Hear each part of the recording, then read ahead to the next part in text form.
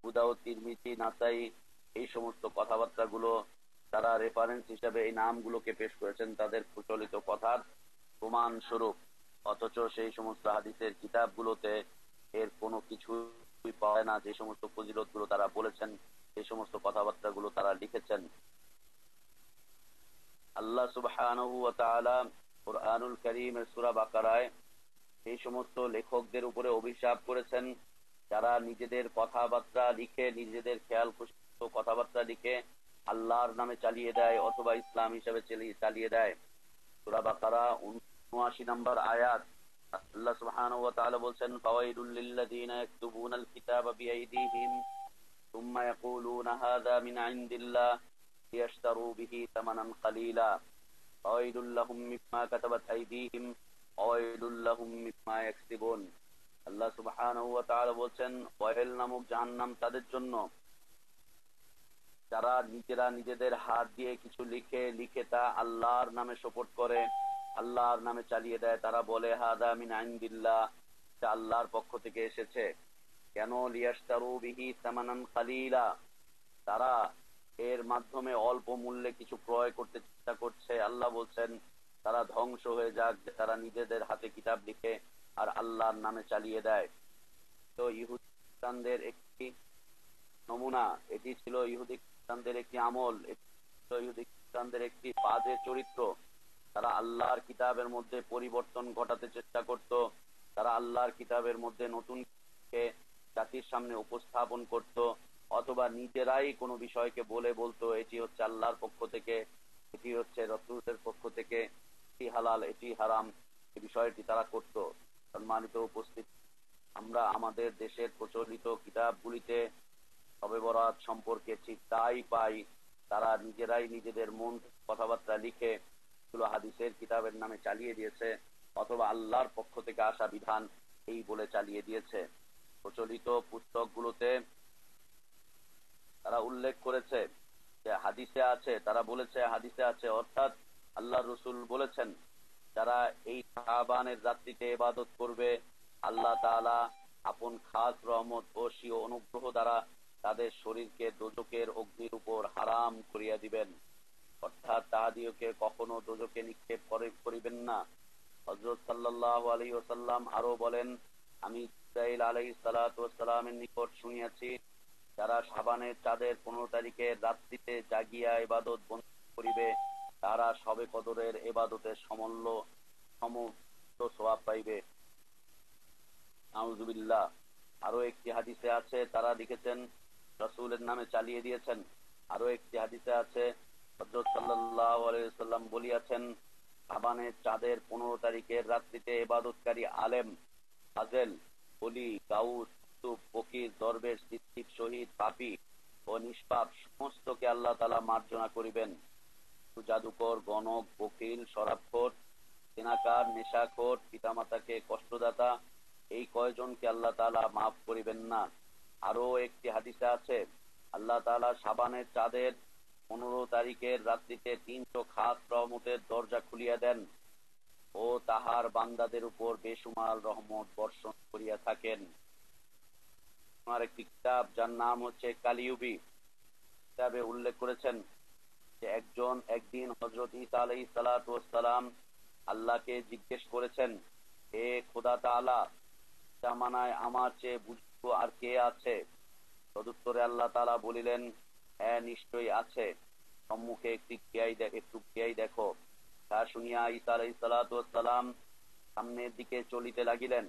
তখন বৃদ্ধ বলিলেন, আমি এই উদ্দেশ্যে একজন লোক ছিলাম, আমার মাতার দোয়ায় আল্লাহ তাআলা আমাকে এই দান করিয়েছেন। সুতরাং আজ 400 বছর ধরিয়া আমি এই পাথরের ভিতরে বসিয়া খোদা তাআলার ইবাদত করিতেছি এবং প্রত্যহ আমার আহারের জন্য খোদা তাআলা বেহেশত হইতে একটি ফল পাঠাইয়া থাকেন।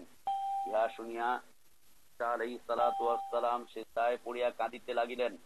তখন আল্লাহ তাআলা বলিলেন, হে ঈসা, জানিয়া রাখো যে শেষ জামানার নবীর উম্মতের মধ্যে যে ব্যক্তি শাবানের চাঁদের 15 তারিখের রাত্রে জাগিয়া ইবাদত বন্ধ করিবে, সেদিন রোজা রাখিবে সে ব্যক্তি আমার নিকট এই বৃক্ষের চেয়েও বেশি বুজুর্গ এবং প্রিয় হইতে পারিবে।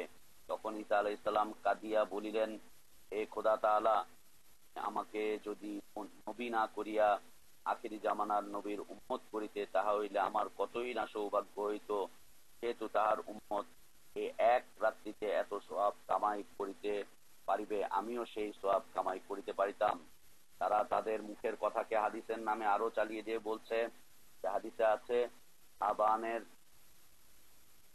চাঁদের 14 তারিখে সূর্য অস্ত যাইবার সময় নিম্নলিখিত দোয়া 40 বার পাঠ করিলে 40 বৎসরের সগীরা গুনাহ মাফ হইয়া যাইবে।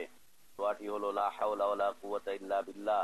তারপরে তারা বলছে সূরা ফাতিহার পর প্রত্যেক রাকাতে সূরা ইখলাস 10 বার করিয়া পাঠ করিবে, এই নিয়মে নামাজ শেষ করিবে।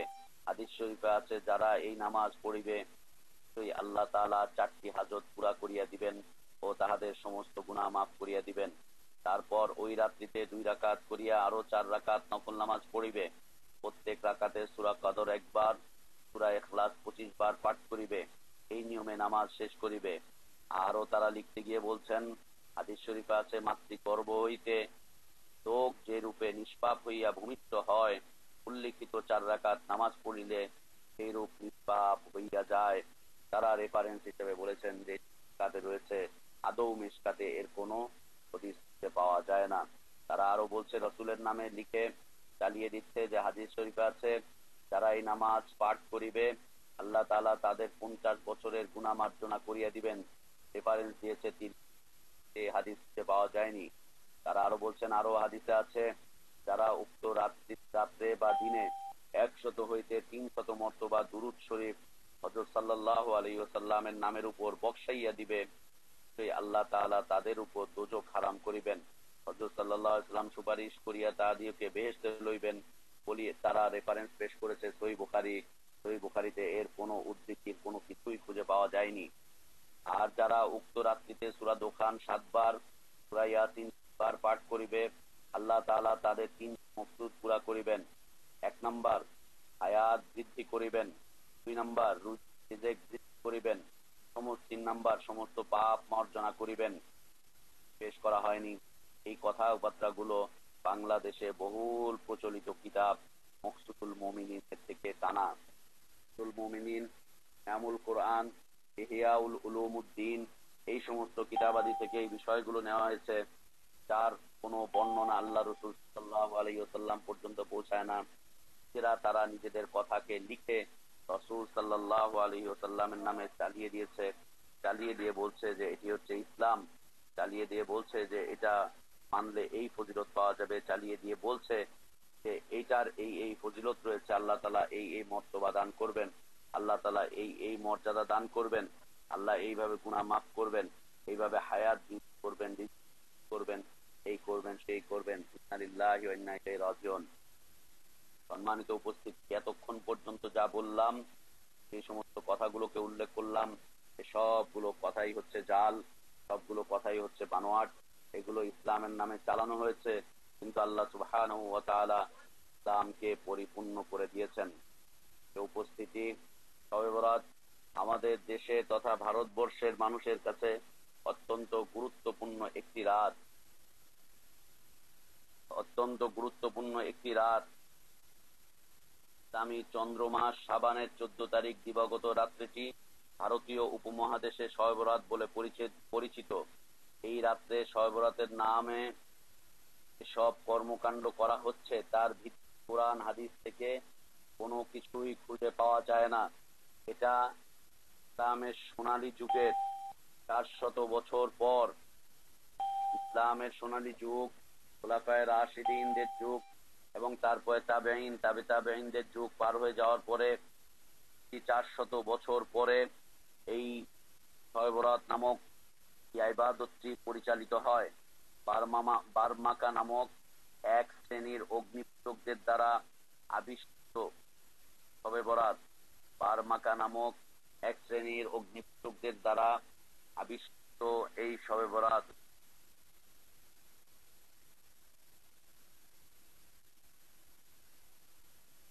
যারা এটি প্রচলন করেছিলেন, তাদের উদ্দেশ্য মোটেও মহৎ ছিল না, সৎ ছিল না। অথচ সমাজের মানুষ ধর্মের নামে এই নব আবিষ্কৃত বিদআতি কর্মকাণ্ডকে এবং কর্মকাণ্ডের ভিত্তিকে না জেনে সমাজে এর রীতির প্রচলন করে দিয়ে নিজেরা তার মধ্যে ঘা ভাসিয়ে দিয়েছে। কোন ধর্মীয় কাজ যত আকর্ষণীয় এবং যত ব্যাপকভাবে প্রচলিত হোক না কেন, যদি সে কাজের সমর্থন কোরআন এবং সহিহ সুন্নাহর মধ্যে না থাকে, তাহলে তা মানা যাবে না। যত আকর্ষণীয় হোক, যত সুন্দর হোক, যত ভালোই দেখা যাক এবং যত ব্যাপকভাবে প্রচলিত হোক না কেন, কোরআন এবং সহিহ সুন্নাহয় যদি তার সমর্থন না থাকে, তাহলে সেটি মানা যাবে না, সেটি পালন করা যাবে না। কেননা সেটি বিদআত বলে গণ্য হবে, আর তা অনুসরণ করলে গুনাহগার হতে হবে, পাপিষ্ঠ হতে হবে, এবং প্রত্যেক পাপিষ্ঠের অবস্থান হচ্ছে জাহান্নাম।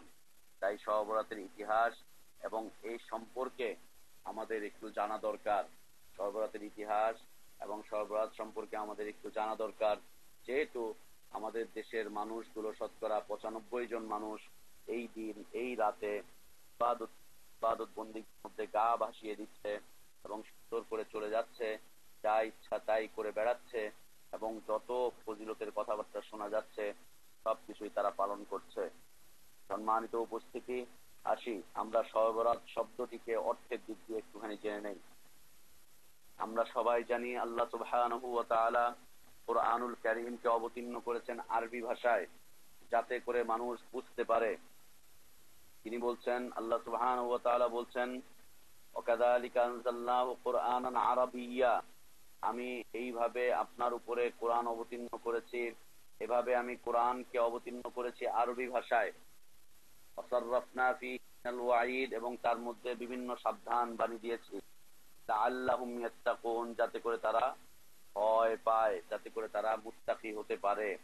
সম্মানিত উপস্থিতি, আল্লাহ তাআলা কোরআনুল কারীমকে অবতীর্ণ করেছেন আরবি ভাষায়। এবং আমরা আরো জানি আল্লাহর রাসূল সাল্লাল্লাহু আলাইহি ওয়াসাল্লামের ভাষা ছিল আরবি। যদি ইসলাম হতে হয় তাহলে অবশ্যই কোরআনে থাকবে অথবা হাদিসে থাকবে, কোরআনে থাকবে অথবা সহিহ সুন্নাহর মধ্যে থাকবে। এবং আমরা সবাই জানি যে কোরআন ও হাদিসের ভাষা হচ্ছে আরবি।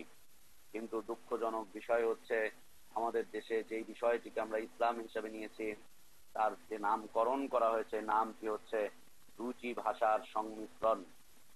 দুটি ভাষার সংমিশ্রণ। সব, এই শব্দটি হচ্ছে ফার্সি, সব অর্থ রাত্রি, এই সব শব্দটা হচ্ছে ফার্সি শব্দ। আর বরাত অর্থ মুক্তি, বরাত হচ্ছে আরবি শব্দ, এর অর্থ হচ্ছে মুক্তি। আর যদি এটাকে বারাত নেওয়া হয় তাহলে এর অর্থ হবে, উর্দু থেকে এর অর্থ হবে বর যাত্রী, উর্দু থেকে এর অর্থ হবে বর যাত্রী। তাই শবে বরাত এর অর্থ হচ্ছে মুক্তির রাত্রি, অথবা বর যাত্রীর রাত্রি, অথবা অন্য কোন রাত্রি। উল্লেখ্য সব ফার্সি শব্দ, আর বারাত হচ্ছে আরবি শব্দ। অর্ধেক ফার্সি আর অর্ধেক আরবি শব্দ, এই দুইটার সংমিশ্রণে কোনো আরবি নাম হতে পারে না। আর এ শব্দ সম্পর্কে কোরআন হাদিসে কোনো তথ্যই খুঁজে পাওয়া যায় না। কোরআন হাদিসে সম্পর্কে কোনো তথ্যই খুঁজে পাওয়া যায় না। তবে বিভিন্ন দুর্বল এবং জাল হাদিসে শবে বরাতের রাত্রিকে লাইলাতুম মিন নিসফি শাবান বা অর্ধেক শাবানের রাত্রি বলে উল্লেখ করা হয়েছে। সম্মানিত উপস্থিতি, এর ইতিহাস কি, আমাদেরকে শবে বরাতের ইতিহাসের দিকে একটু তাকাতে হবে। ইসলামী হিজরি সন 448 হিজরির পূর্বে এই শবে বরাতের কোনো প্রচলন খুঁজে পাওয়া যায় না।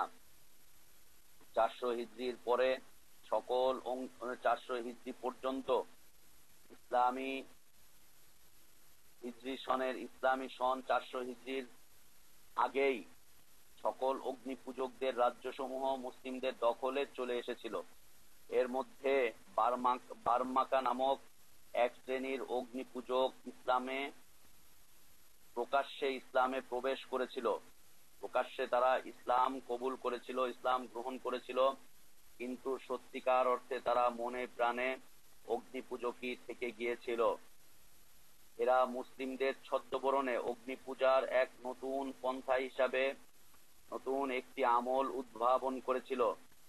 তাকে তারা নামকরণ করেছিল শবে বরাত। এই বিদআতটি অগ্নি পূজকদের থেকে এসেছিল। পারমাকা নামক একটি অগ্নি পূজক গোষ্ঠী, যাদের অবস্থান ছিল ফিলিস্তিনে। ফিলিস্তিন থেকে তারা এর সূচনা ঘটিয়েছিল।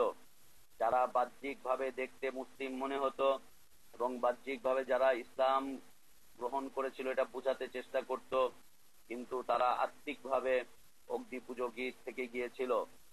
এই রাতে তারা বিভিন্ন ধরনের বিদআতি আমলের প্রচলন ঘটিয়েছিল। সেই সময় তারা সালাতুর রাগায়েব নামে একটি নামাজকে তারা প্রচলন করেছিল। এই নামাজ তারা 100 রাকাত বলে ঘোষণা দিয়েছিল। এটাই শবে বরাতের নামাজ বলে সেই সময় খ্যাত হয়েছিল। সেই সময় থেকে এই কথাগুলো চলে আসছিল। তারা এই নামাজের জন্য জাঁকজমকের সাথে মুসলিমদের লেবাসে মসজিদে হাজির হতো। সাধারণ মুসলিমদের মতোই তারা নামাজ পড়তো, কিন্তু উদ্দেশ্য ছিল অগ্নি পূজা। এরা শবে বরাতের রাতে এই নামাজের জন্য মসজিদের ভিতরে এবং বাইরে অসংখ্য আলো জ্বালাতো। এর ভিতরে এবং বাইরে অসংখ্য আলো জ্বালাতো, অসংখ্য আলো তারা জ্বালাতো। আগুন তারা জ্বালাতো মসজিদের ভিতরে এবং বাইরে। সম্পূর্ণ মসজিদকে তারা আলোতে ডুবিয়ে রেখে অগ্নি মন্দিরে পরিণত করত। মসজিদের ভিতরে বাইরে আগুন দিয়ে চতুর্দিক থেকে আলোর এমন বেশি উস্কানি দিত যে অগ্নি মন্দিরের মতো দেখা যেত। তবে আগুন দিয়ে গোটা মসজিদকে সাজিয়ে রেখে যখন তারা সালাত আদায় করত, তখন চারদিকেই থাকতো আগুন। এই সালাত পড়ার উদ্দেশ্য আল্লাহর সন্তুষ্টি নয়। তারা এই যে সালাতুর রাগায় পড়তো, 100 রাকাত নামাজ পড়তো, মসজিদের ভিতরে বাইরে আগুন জ্বালাতো, আগুন জ্বালিয়ে ভিতরে তারা নামাজ আদায় করত।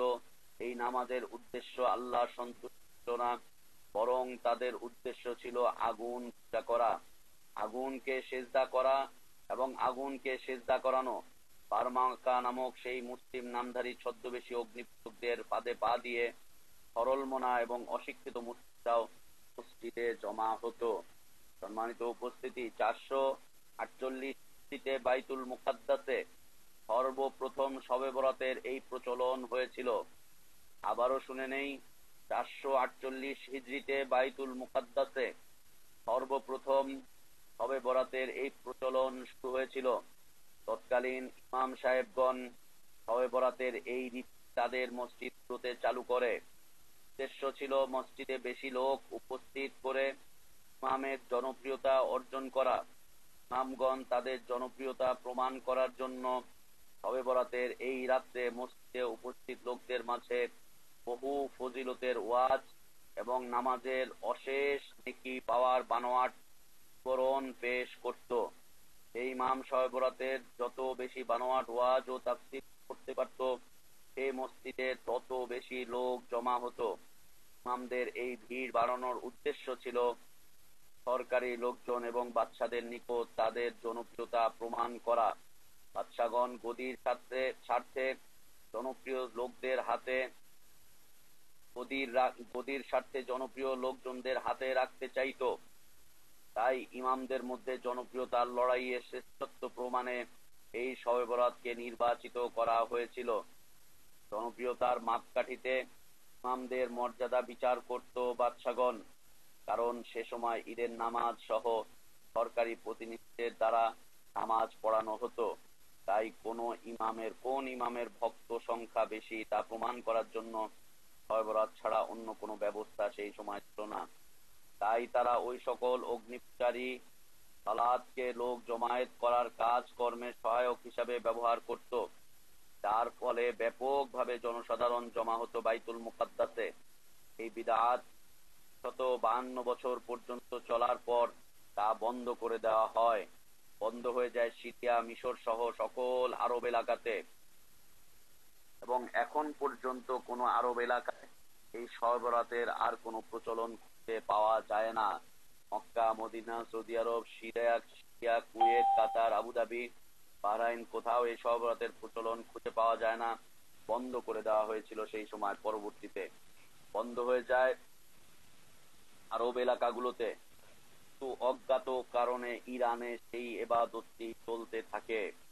সেই ইরান থেকে চলে আসে ভারতীয় উপমহাদেশে। অগ্নিপূজকদের অগ্নিপূজার নামাজ গ্রহণ করলো ভারতের নও মুসলিমগণ তাদের পূর্বসূরীদের দীপালি পূজার অনুকরণে অগ্নি পূজার এই নামাজকে ভারতবর্ষের লোকজন গ্রহণ করে নিল। ইরান থেকে আমাদের দেশে চলে আসলো এই অগ্নি পূজার নামাজ।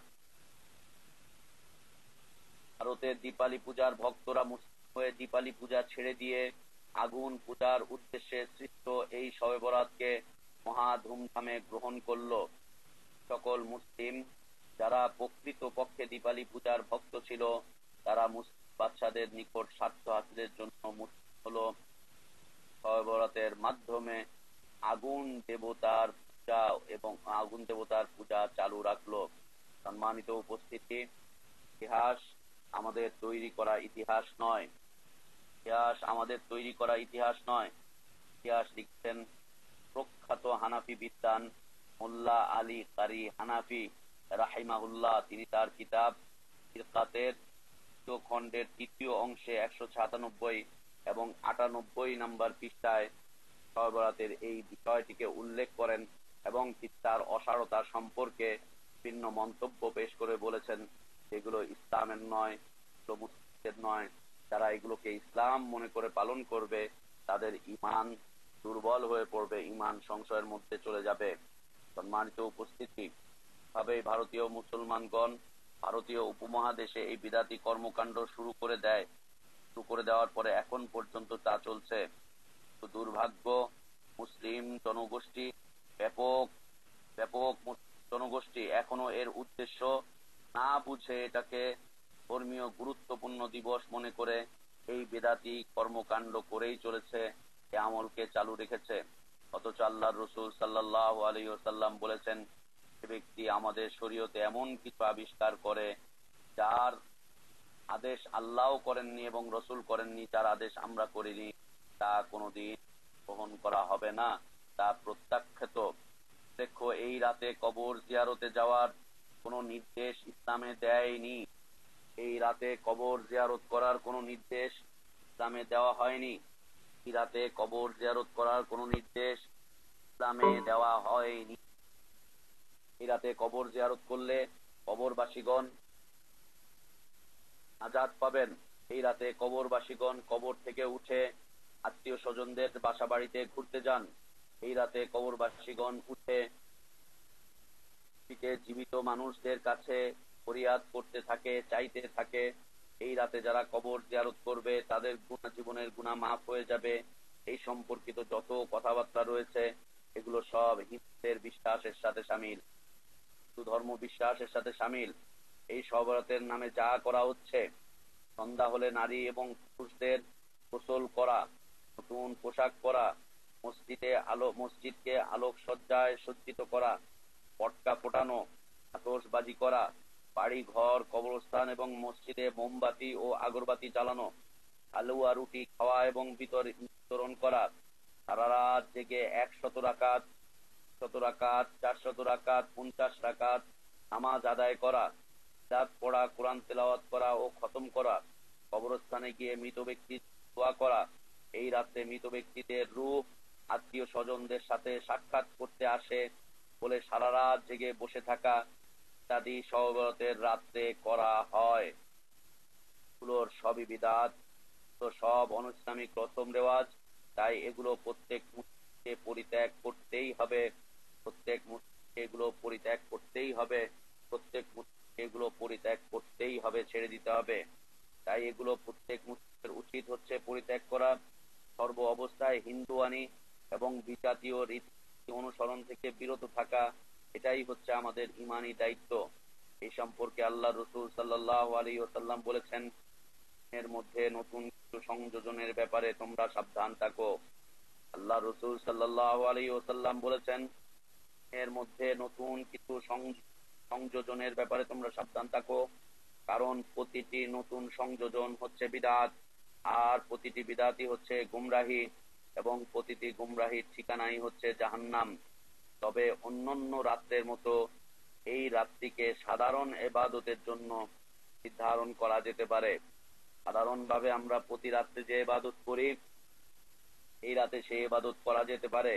প্রতি মাসের এই রাতে আমরা যে এই ইবাদত গুলো করি, এই দিনে যে ইবাদত গুলো করি, এই ইবাদত গুলো করা যেতে পারে।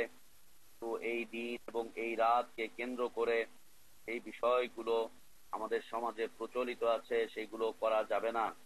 সম্মানিত উপস্থিতি, আমাদের দেশ তথা ভারতবর্ষের আলেম ওলামাগণ শবে বরাতকে কোরআন থেকে প্রমাণ করতে চেষ্টা করে একটি বিভ্রান্তিমূলক তথ্য দিয়ে, কোরআনের অপব্যাখ্যামূলক তথ্য দিয়ে, কোরআনের অপব্যাখ্যামূলক তথ্য দিয়ে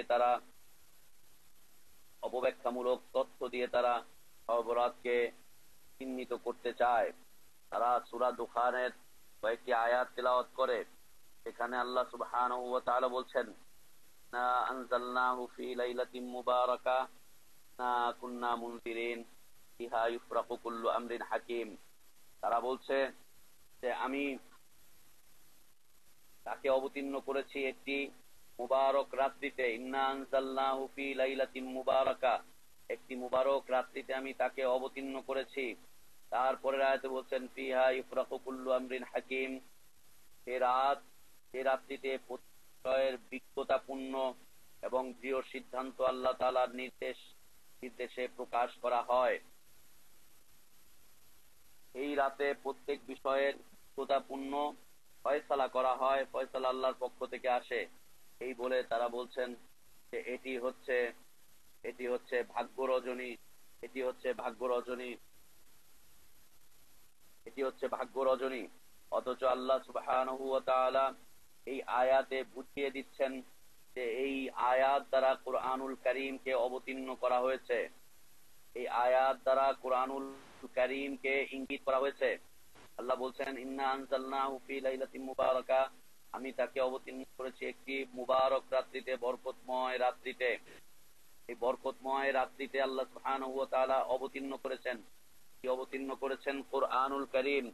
আল্লাহ সুবহানাহু ওয়া তাআলা আরো বলছেন না আনজালনাহু ফি লাইলাতিল কদর, আমি তাকে অবতীর্ণ করেছি লাইলাতুল কদরে। এই লাইলাতুল কদরটা হচ্ছে রমাদান মাসের মধ্যে, রমাদানের কোন একটি বেজোড় রাত হচ্ছে লাইলাতুল কদর, আর লাইলাতুল কদর হচ্ছে রমাদান মাসের মধ্যে। এর দ্বারা বোঝা যাচ্ছে যে আল্লাহ সুবহানাহু ওয়া তাআলা এ দিয়ে কুরআনুল কারীমকে বুঝিয়েছেন, এই দিয়ে আল্লাহ সুবহানাহু ওয়া তাআলা লাইলাতুল কদরকে বুঝিয়েছেন। এই ব্যাপারে তারা ভুল একটি তাফসীর পেশ করে, ইকরামা রাদিয়াল্লাহু আনহু নামে একটি তাফসীর পেশ করে, বা ইকরামা রাদিয়াল্লাহু আনহু তিনি একটি তাফসীর পেশ করেছিলেন যে এই রাত বলতে 14 শাবানের দিবাগত রাতকে বোঝানো হয়েছে। কিন্তু তার এই তাফসীর প্রখ্যাত মুফাসসিরিনগণ কেউ কবুল করেননি। আব্দুল্লাহ ইবনে উমর রাদিয়াল্লাহু আনহু, আব্দুল্লাহ ইবনে আব্বাস রাদিয়াল্লাহু আনহু, তারপরে মুজাহিদ রাহিমাহুল্লাহ, কাতাদা রাহিমাহুল্লাহ, হাসান বসরি রাহিমাহুল্লাহ, প্রখ্যাত তাফসীরগণ তারা কেউ এই ইন্না আনজালনাহু ফি লাইলাতিন মুবারাকা দিয়ে 14 শাবানের দিবাগত রাত্রিকে তারা বুঝেননি, বরং তারা এটিকে পরিত্যাগ করেছেন। এর দ্বারা লাইলাতুল কদর বোঝানো হয়নি, এর দ্বারা শবে বরাতের রাত অথবা 14 শাবানের দিবাগত রাতকে বোঝানো হয়নি। সম্মানিত উপস্থিতি, শবে বরাতকে কেন্দ্র করে ভারতবর্ষে প্রায় 1000-এর উপরে জাল হাদিসের ব্যাপক প্রচলন রয়েছে। প্রায় 1000-এর উপরে জাল হাদিসের ব্যাপক প্রচলন রয়েছে, প্রায় 1000-এর উপরে জাল হাদিসের। অতএব এই সবগুলো হাদিস হচ্ছে জাল বানোয়াট। হাদিসগুলো তৈরি করা হয়েছে শবে বরাতের রাতে শেষ মাগফিরাতকে কেন্দ্র করে। এই রাতে আল্লাহ তাআলা শেষ একটি মাগফিরাত অবতীর্ণ করেন। দ্বিতীয়ত, এই জাল হাদিসগুলোকে তৈরি করা হয়েছে শবে বরাতের রাত্রিতে ভাগ্য নির্ধারণকে কেন্দ্র করে। আল্লাহ তাআলা নতুন করে ভাগ্য নির্ধারণ করেন এই রাতে, এ সম্পর্কে জাল হাদিস তৈরি করা হয়েছে। তৃতীয়ত, এই শাবানের রাত্রিতে দোয়া মুনাজাত, দোয়া কবুল করা হয় সম্পর্কে জাল হাদিস তৈরি করা হয়েছে। শবে বরাতের রাত্রিতে অনির্ধারিত সালাত আদায় এবং অনির্ধারিত দোয়া করতে হবে, অনির্ধারিতভাবে সালাত আদায় করতে হবে, সম্পর্কে জাল হাদিস করা হয়েছে। 5 নম্বর, নির্ধারিত রাকাত এবং নির্ধারিত পদ্ধতিতে নামাজ আদায়ের নামে জাল হাদিস তৈরি করা হয়েছে। 6 নম্বর, 49 রাকাত নামাজ আদায়ের নামে জাল হাদিস তৈরি করা হয়েছে। 14 রাকাত নামাজ আদায়ের নামে জাল হাদিস করা হয়েছে। 12 রাকাত নামাজ আদায়ের নামে জাল হাদিস করা হয়েছে। এবং শাবানের রাত্রিতে এবং শাবানের রাতকে জেগে ইবাদত করা সম্পর্কে অসংখ্য জাল হাদিস করা হয়েছে। তারপরে আরো জাল হাদিস করা হয়েছে 5 রাত্রি ইবাদতের জন্য জাগ্রত থাকা, 5টি রাতে ইবাদতের জাগ্রত থাকা, তার মধ্যে হতে সব রাত 5 রাতে দোয়া বিফল হয় না সম্পর্কেও জাল হাদিস করা হয়েছে। এই 5 রাতের মধ্যে হতে একটি হচ্ছে সব রাতের এই রাত। এই রাত্রে রহমতের দরজাগুলো খোলা হয় এই সম্পর্কে জাল হাদিস করা হয়েছে। সব রাতের রাতে গোসল করতে হবে, গোসল করলে গোসলের প্রত্যেকটা বিন্দুতে মানুষের গুনাহগুলো মার্জনা হয়ে যায়, গুনাহগুলো ঝরে পড়তে থাকে, এই সম্পর্কে জাল হাদিস করা হয়েছে। এই রাতে নেক আমলের সুসংবাদ দেওয়া হয়, নেক আমল যারা করবে তার জন্য সুসংবাদ, এই সম্পর্কে জাল হাদিস তৈরি করা হয়েছে। এই রাতে হালুয়া রুটি এবং ভালো ভালো খাদ্য তৈরি করা সম্পর্কে জাল হাদিস তৈরি করা হয়েছে। সম্মানিত উপস্থিতি, এই বিষয়গুলোর যা যা বিষয় রয়েছে প্রত্যেকটাই হচ্ছে জাল এবং ভিত্তিহীন। এ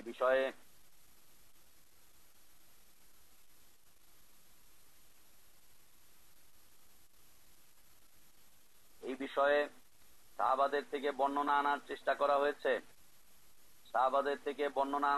করা হয়েছে।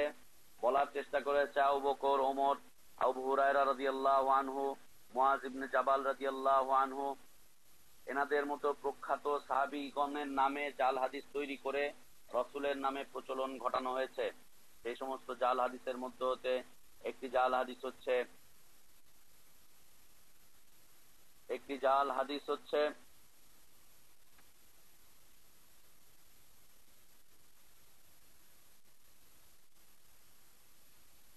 মধ্য শাবানের রাত্রে দোয়া করা, এই সম্পর্কিত জাল হাদিস। বলা হয়েছে মধ্য শাবানের রাতে ফজিলত বিষয়ে বর্ণিত যে হাদিসগুলো রয়েছে তাতে বলা হয়েছে যে এই রাতে দোয়া করা, আল্লাহর কাছে নিজের প্রয়োজন মিটানোর জন্য আকুতি জানানো এবং জীবিত ও মৃতদের পাপ রাশি ক্ষমা লাভের জন্য প্রার্থনার উৎসাহ প্রদান করা হয়েছে। এই অর্থে কোন সহিহ হাদিস বা গ্রহণযোগ্য হাদিস খুঁজে পাওয়া যায়নি। এই অর্থে বর্ণিত হাদিসগুলোর মধ্যে সবগুলো হাদিসই জাল এবং দুর্বল। মধ্য শাবানের রাত্রি সম্পর্কে বর্ণিত হাদিসে কিছু কিছু হাদিসে বলা হয়েছে যে এই রাত্রিতে সালাত আদায় করা, দোয়া করা এবং এই রাত্রিতে তাহাজ্জুদের নামাজ পড়া, কবর জিয়ারত করা, এই সম্পর্কে যতগুলো হাদিস রয়েছে প্রত্যেকটাই হচ্ছে জাল এবং বানোয়াট, অত্যন্ত দুর্বল। যা যা করা হয়েছে এই রাত্রিতে বিশেষ পদ্ধতিতে বিশেষ সূরা পাঠের মাধ্যমে নির্দিষ্ট সংখ্যক রাকাত নামাজ আদায় করা বিশেষ ফজিলতের কথা উল্লেখ করা হয়েছে বিভিন্ন জাল হাদিসগুলোতে। মুহাদ্দিসদের সর্বসম্মত মত অনুযায়ী এই অর্থে বর্ণিত সকল হাদিস হচ্ছে বানোয়াট। 1 নাম্বার, 300 রাকাত নামাজ আদায় করা, প্রতি রাকাতে 30 বার সূরা ইখলাস। বলা হয়েছে যে ব্যক্তি শাবানের রাতে প্রত্যেক রাকাতে 30 বার সূরা ইখলাস পাঠের মাধ্যমে 100 রাকাত নামাজ আদায় করবে, জাহান্নামের আগুন অবধারিত এমন 10 ব্যক্তির ব্যাপারে তার সুপারিশ গ্রহণ করা হবে। হাদিস সম্পর্কে আল্লামা ইবনে কাইয়িম রাহিমাহুল্লাহ বলছেন যে হাদিসের মধ্যে তিনি উল্লেখ করেছেন।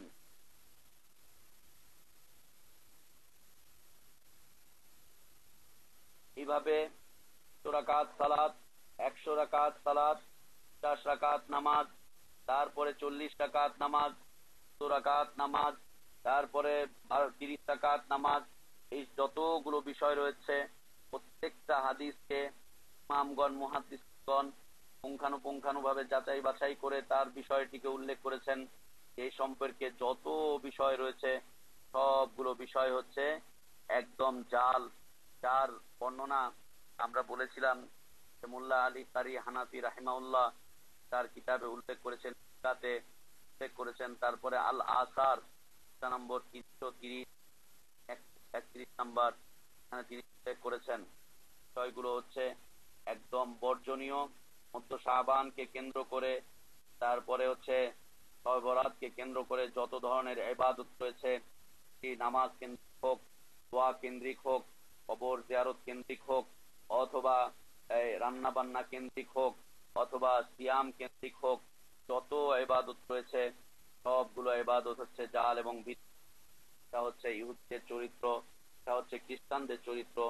তারা নিজেরা নিজেদের কিতাবগুলোকে যারা নিজেদের হাতে লিখতো, যারা নিজেদের মতো করে কথাবার্তা লিখতো, থেকে সেগুলোকে আল্লাহর নামে তারা প্রচলন ঘটাতো, আল্লাহর নামে বলতো অথবা রসুলের নামে বলতো। আল্লাহ সুবহানাহু ওয়া তাআলা তাদের জন্য জাহান্নামকে অবধারিত করেছেন, যারা নিজেরাই নিজেদের শরীয়তকে রচনা করে, যারা নিজেরা নিজেদের শরীয়ত রচনা করে, যারা নিজেরা নিজেদের জন্য দ্বীনকে নির্ধারণ করে, যারা নিজেরা ইবাদতের মধ্যে কোনো কিছুকে প্রবেশ ঘটানোর প্রচেষ্টা চালায়, যারা ইবাদতের মধ্যে নতুনত্ব আনতে চেষ্টা করে, তারা ইসলামকে অপমান করে, তারা আল্লাহ রসুলকে অপমান করে, তারা আল্লাহ দ্বীনকে অপমান করে, এবং তারা স্বয়ং আল্লাহকে অপমান করে। তারা তাদের এই ইবাদত গুলো দিয়ে বুঝিয়ে দিতে চায় যে আল্লাহ তাআলা তাদের জন্য যা ধারণ করেছেন, তাদের জন্য যা অবতীর্ণ করেছেন, তা তাদের জন্য যথেষ্ট ছিল না। নবী সাল্লাল্লাহু আলাইহি ওয়াসাল্লাম যে সমস্ত ইবাদত গুলো তাদের জন্য করে দিয়ে গিয়েছেন, যে সমস্ত ইবাদত গুলো করার আদেশ করেছেন, সেই সমস্ত ইবাদত গুলো তাদের জন্য পরিপূর্ণ নয়। এটা বুঝাবার জন্য তারা 300, 700, 500 অথবা আরো বেশি অথবা আরো কম রাকাত নামাজ আদায় করে, বা এই ধরনের অনির্ধারিত ইবাদত গুলো করে, এবং এই ধরনের বিজাতীয় আদর্শগুলোকে মুসলিম আদর্শের মধ্যে প্রবেশ করানোর জন্য প্রচেষ্টা চালায়।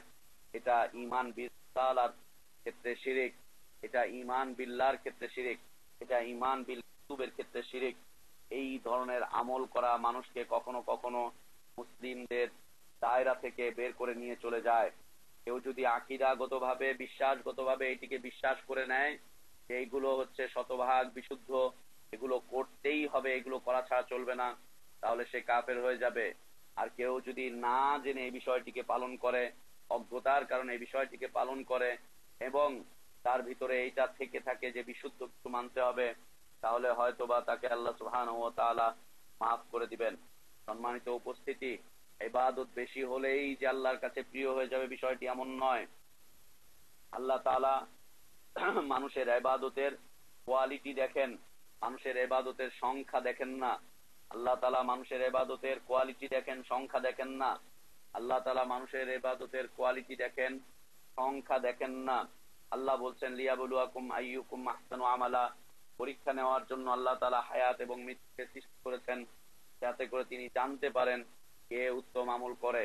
আল্লাহ রাসূল সাল্লাল্লাহু আলাইহি ওয়াসাল্লাম বলছেন যে আহাব্বুল আমালি ইলাল্লাহ আদওয়ামুহা ওয়া ইন কাল্লাত, আল্লাহর কাছে সেই ইবাদত হচ্ছে প্রিয় যা সব সময় করা হয় যদিও তা অল্প হয়। আল্লাহ রাসূল সাল্লাল্লাহু আলাইহি ওয়াসাল্লাম আরো বলছেন, তুমি তোমার আমলকে পরিশুদ্ধ করে নাও, তোমার আমলকে পরিশুদ্ধ করে নাও যদিও তা অল্প সংখ্যায় হয়। অল্প সংখ্যক আমল নাজাতের জন্য যথেষ্ট হবে, অল্প সংখ্যক আমল নাজাতের জন্য যথেষ্ট হবে যদি তা পরিশুদ্ধ হয়, যদি তা আল্লাহ প্রদত্ত হয়, যদি তা রাসূল সাল্লাল্লাহু আলাইহি ওয়াসাল্লাম প্রদর্শিত হয়, তবেই সেই আমলের মাধ্যমে আল্লাহ সুবহানাহু ওয়া তাআলা নাজাত প্রদান করবেন। অন্যথায় এমন 1000 রাকাত, 700 রাকাত, 500 রাকাত এইগুলো দিয়ে কোনোদিন আল্লাহর কাছে নাজাত পাওয়া যাবে না।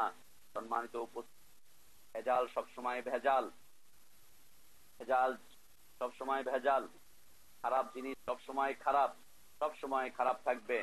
ভেজালটা মানুষ খেতে চায় না, ভেজালটা মানুষ নিতে চায় না, অথচ ধর্মের নামে যত ধরনের ভেজাল আছে তা আমাদের এই দেশের মানুষ পালন করছে। আল্লাহ তাআলা আমাদেরকে এই ধরনের ভেজাল ইবাদত থেকে হেফাজত করেন। আল্লাহ তাআলা আমাদেরকে বানোয়াট দ্বীন ধর্ম থেকে হেফাজত করেন, নতুন পেশ করানো থেকে আল্লাহ তাআলা আমাদেরকে হেফাজত করেন, বানানো ধর্ম মানা থেকে আল্লাহ আমাদেরকে হেফাজত করেন। সম্মানিত উপস্থিতি, এই ইতিহাসটি শবে বরাত সম্পর্কে আমরা উল্লেখ করলাম। এই ইতিহাসের আলোকে বর্তমান সময়ে আমরা দেখতে পাই গতকালকে রাত্রে ঢাকার বিভিন্ন মসজিদ কবরস্থানগুলোতে দেখতে গিয়েছিলাম। বিভিন্ন মসজিদ এবং কবরস্থানগুলোকে আলোকসজ্জায় সজ্জিত করা হয়েছে। আর বাতিগুলো দিয়ে, মরিচ বাতিগুলো দিয়ে কবরস্থানগুলোকে আলোকিত করে ফেলা হয়েছে। অথচ কবরস্থান এবং কবরকে আলোকিত করা আল্লাহ রসুল সাল্লাল্লাহু আলাইহি ওয়াসাল্লাম নিষিদ্ধ করেছেন। বলছেন যে তাদের উপরে আল্লাহর লানত, যারা কবরের উপরে চুনকাম করে, যারা কবরের উপরে আলোক সজ্জা জ্বালায়, যারা কবরের উপরে নাম লেখে, তাদের উপরে আল্লাহর পক্ষ থেকে লানত।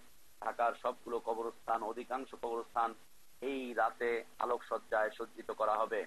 অধিকাংশ মসজিদগুলো এই রাতে আর বাতি দিয়ে আলোক সজ্জায় সজ্জিত করা হবে। মনেই হবে না যে এটা মসজিদ, মনে হবে এটা কোনো অনুষ্ঠান স্থল। মনেই হবে না মসজিদ, মনে হবে এটা কোনো অনুষ্ঠানের স্থল। যখন কারেন্ট থাকে না, কারেন্ট ছিল না, তখন আমরা দেখেছি যে আগুন দিয়ে, মোমবাতি দিয়ে পুরো মসজিদকে ঘিরে ফেলা হয়েছে। পুরো মসজিদটিকে ঘিরে ফেলা হয়েছে। কালী পূজার সময় যেমন তাদের অগ্নি মন্দির গুলোকে এইভাবে আগুন দিয়ে সজ্জিত করা হয়, আলোক সজ্জায় সজ্জিত করা হয়, মুসলিমদের মসজিদ এবং কবরস্থান গুলোতে এই রাতে সেইভাবে আলোক সজ্জায় সজ্জিত করা হচ্ছে। সম্মানিত উপস্থিতি, অগ্নি পূজার সামিল, দিওয়ালি পূজার সামিল, অমুসলিমদের আদর্শের গ্রহণ, এটি অমুসলিমদের আদর্শকে ইসলামের মধ্যে প্রবেশ করানোর জন্য একটি বড় ধরনের অপচেষ্টা। আমরা হয়তো বলে বুঝাতে পারিনি, কিন্তু বিষয়টি যতটুকু উল্লেখ করেছি ওটাই বুঝানোর চেষ্টা করেছি যে এই বিষয়গুলো হচ্ছে বর্জনীয়। এত আমল করে আল্লাহর কাছে নাজাত পাওয়া যাবে না। অল্প আমল পরিশুদ্ধ করে করতে হবে, বিশুদ্ধ আমল করতে হবে। অল্পটাই আল্লাহর কাছে নাজাতের জন্য যথেষ্ট হবে ইনশাআল্লাহ। সদা সর্বদা মনে রাখতে হবে ইসলাম হচ্ছে পরিপূর্ণ। নতুন কিছু প্রবেশ করা যাবে না, নতুন কিছু প্রবেশ করানো যাবে না ইসলামে। আবার ইসলাম থেকে কোনো কিছু কাটছাঁটও করে সেই ধর্মও মানা যাবে না, সেই দিনও মানা যাবে না। আল্লাহ তাআলা আমাদেরকে পরিপূর্ণভাবে ইসলাম মানার তৌফিক দান করেন। সেই ইসলাম, সেই দিন মানার তৌফিক আল্লাহ আমাদেরকে দান করেন। যে দিনের উপরে তিনি সন্তুষ্ট হয়েছেন, যে দিনকে তিনি অবতীর্ণ করেছেন, সেই দিনই আল্লাহ আমাদেরকে মানার তৌফিক দান করেন।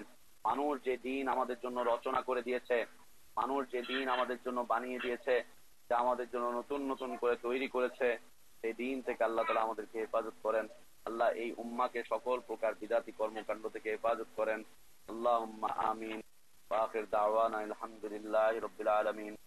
সাল্লাল্লাহু ওয়া সাল্লাম ওয়া বারাকা আলা নবিয়িনা মুহাম্মদ ওয়া আলা আলিহি ওয়া আসহাবিহি আজমাইন। সুবহানাকাল্লাহুম্মা ওয়া বিহামদিকা আশহাদু আল লা ইলাহা ইল্লা আনতা আস্তাগফিরুকা ওয়া আতুবু ইলাইক। আসসালামু আলাইকুম ওয়া রাহমাতুল্লাহি ওয়া বারাকাতুহু। ওয়ালাইকুম আসসালাম ওয়া রাহমাতুল্লাহি বলবেন। যেহেতু ওয়াদা ছিল, করা যেতে পারে। আমি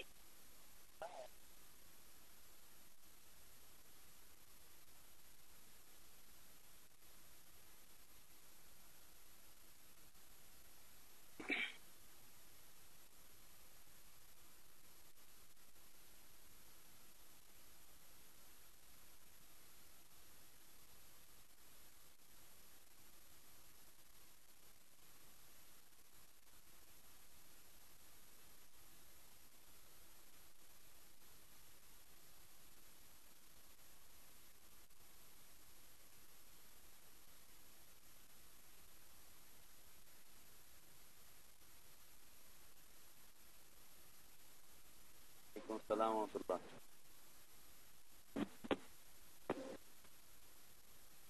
ভাইজান, আমার প্রশ্ন হচ্ছে, নাবালক ছেলেকে ইমাম বানিয়ে নামাজ পড়া যাবে কিনা, তার যদি নামাজ পড়ানো সহিশুদ্ধ নামাজ পড়াইতে পারে, তার পিছনে নামাজ আদায় করা যাবে কিনা?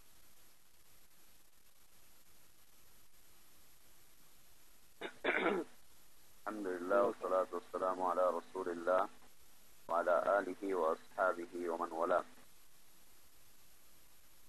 যদি বুঝমান কোনো মানুষ থাকে, যদি বুঝমান কোনো মানুষ থাকে, তিনি ইসলাম বোঝেন, শুদ্ধ কোরআন তেলাওয়াত করতে পারেন, এই ধরনের মানুষ থাকলে নাবালক মানুষের পিছনে নামাজ না আদায় করাটাই হচ্ছে উত্তম।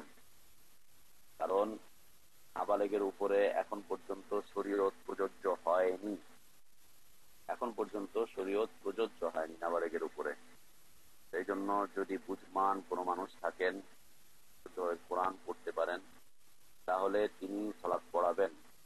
আর যদি এমন কেউ না থাকে, শুদ্ধভাবে কোরআন পড়তে পারেন না, অশুদ্ধভাবে পড়েন, বড় মানুষ আছে, বালেগ মানুষ আছে, কিন্তু কোরআন তেলাওয়াত শুদ্ধ নয়, অশুদ্ধ, তখন ওই নাবালেগের পিছনে সালাত পড়া যাবে ইনশাআল্লাহ, আল্লাহু আলাম। কিন্তু আমাদের দেশে নিষিদ্ধ, আমাদের দেশে এটাকে ফতোয়া দিয়ে নিষিদ্ধ করে রাখা হয়েছে যে নাবালেগের পিছনে নামাজ পড়া যাবে না। নাবালেগ মানুষ যদি শুদ্ধ হয়ে কোরআন তেলাওয়াত করতে পারে, কোরআন তেলাওয়াত যদি পরিশুদ্ধ হয় এবং সালাতের হুকুম আহকাম যদি তার জানা থাকে, তাহলে তার পিছনে সালাত আদায় করা যেতে পারে। যদি বয়সপ্রাপ্ত কোনো মানুষ শুদ্ধ কোরআন পড়তে না পারে, তাহলে তার পিছনে ইক্তেদা করবে। আল্লাহু আলাম। আসলে আমার আরেকটা প্রশ্ন হচ্ছে, যদি কোনো অমুসলিম মুসলিমের বিরুদ্ধে ষড়যন্ত্র, এক্সাম্পল দিই, ধরেন আমি একটা জায়গায় বসবাস করতেছি, ওইখানে একজন অমুসলিম পছন্দ করে না, এই জন্য অনেক হয়রানি করে, কিভাবে মিথ্যা কথা বলে বা একটা করে পুলিশ কল করা বা বিভিন্ন করা, কিন্তু আসলে আমাদের দোষ নাই, বাট সে পছন্দ করে না, এই জন্য হয়রানি করে। এখন এর জন্য আমার কি করণীয়? কি এখান থেকে চলে যাব, নাকি আমিও আমার এই ব্যবস্থা করার জন্য চেষ্টা করবো যে সে অসত্য বলতেছে বা ওইটা তার দোষটাকে যেন, এবং আমি তাকে কোনো ভয় পাই না, সে যত কিছুই করুক আমি কোনো ভয় পাই না, আমি সবসময় আল্লাহকে বিশ্বাস করি এবং আল্লাহর কাছে বলি।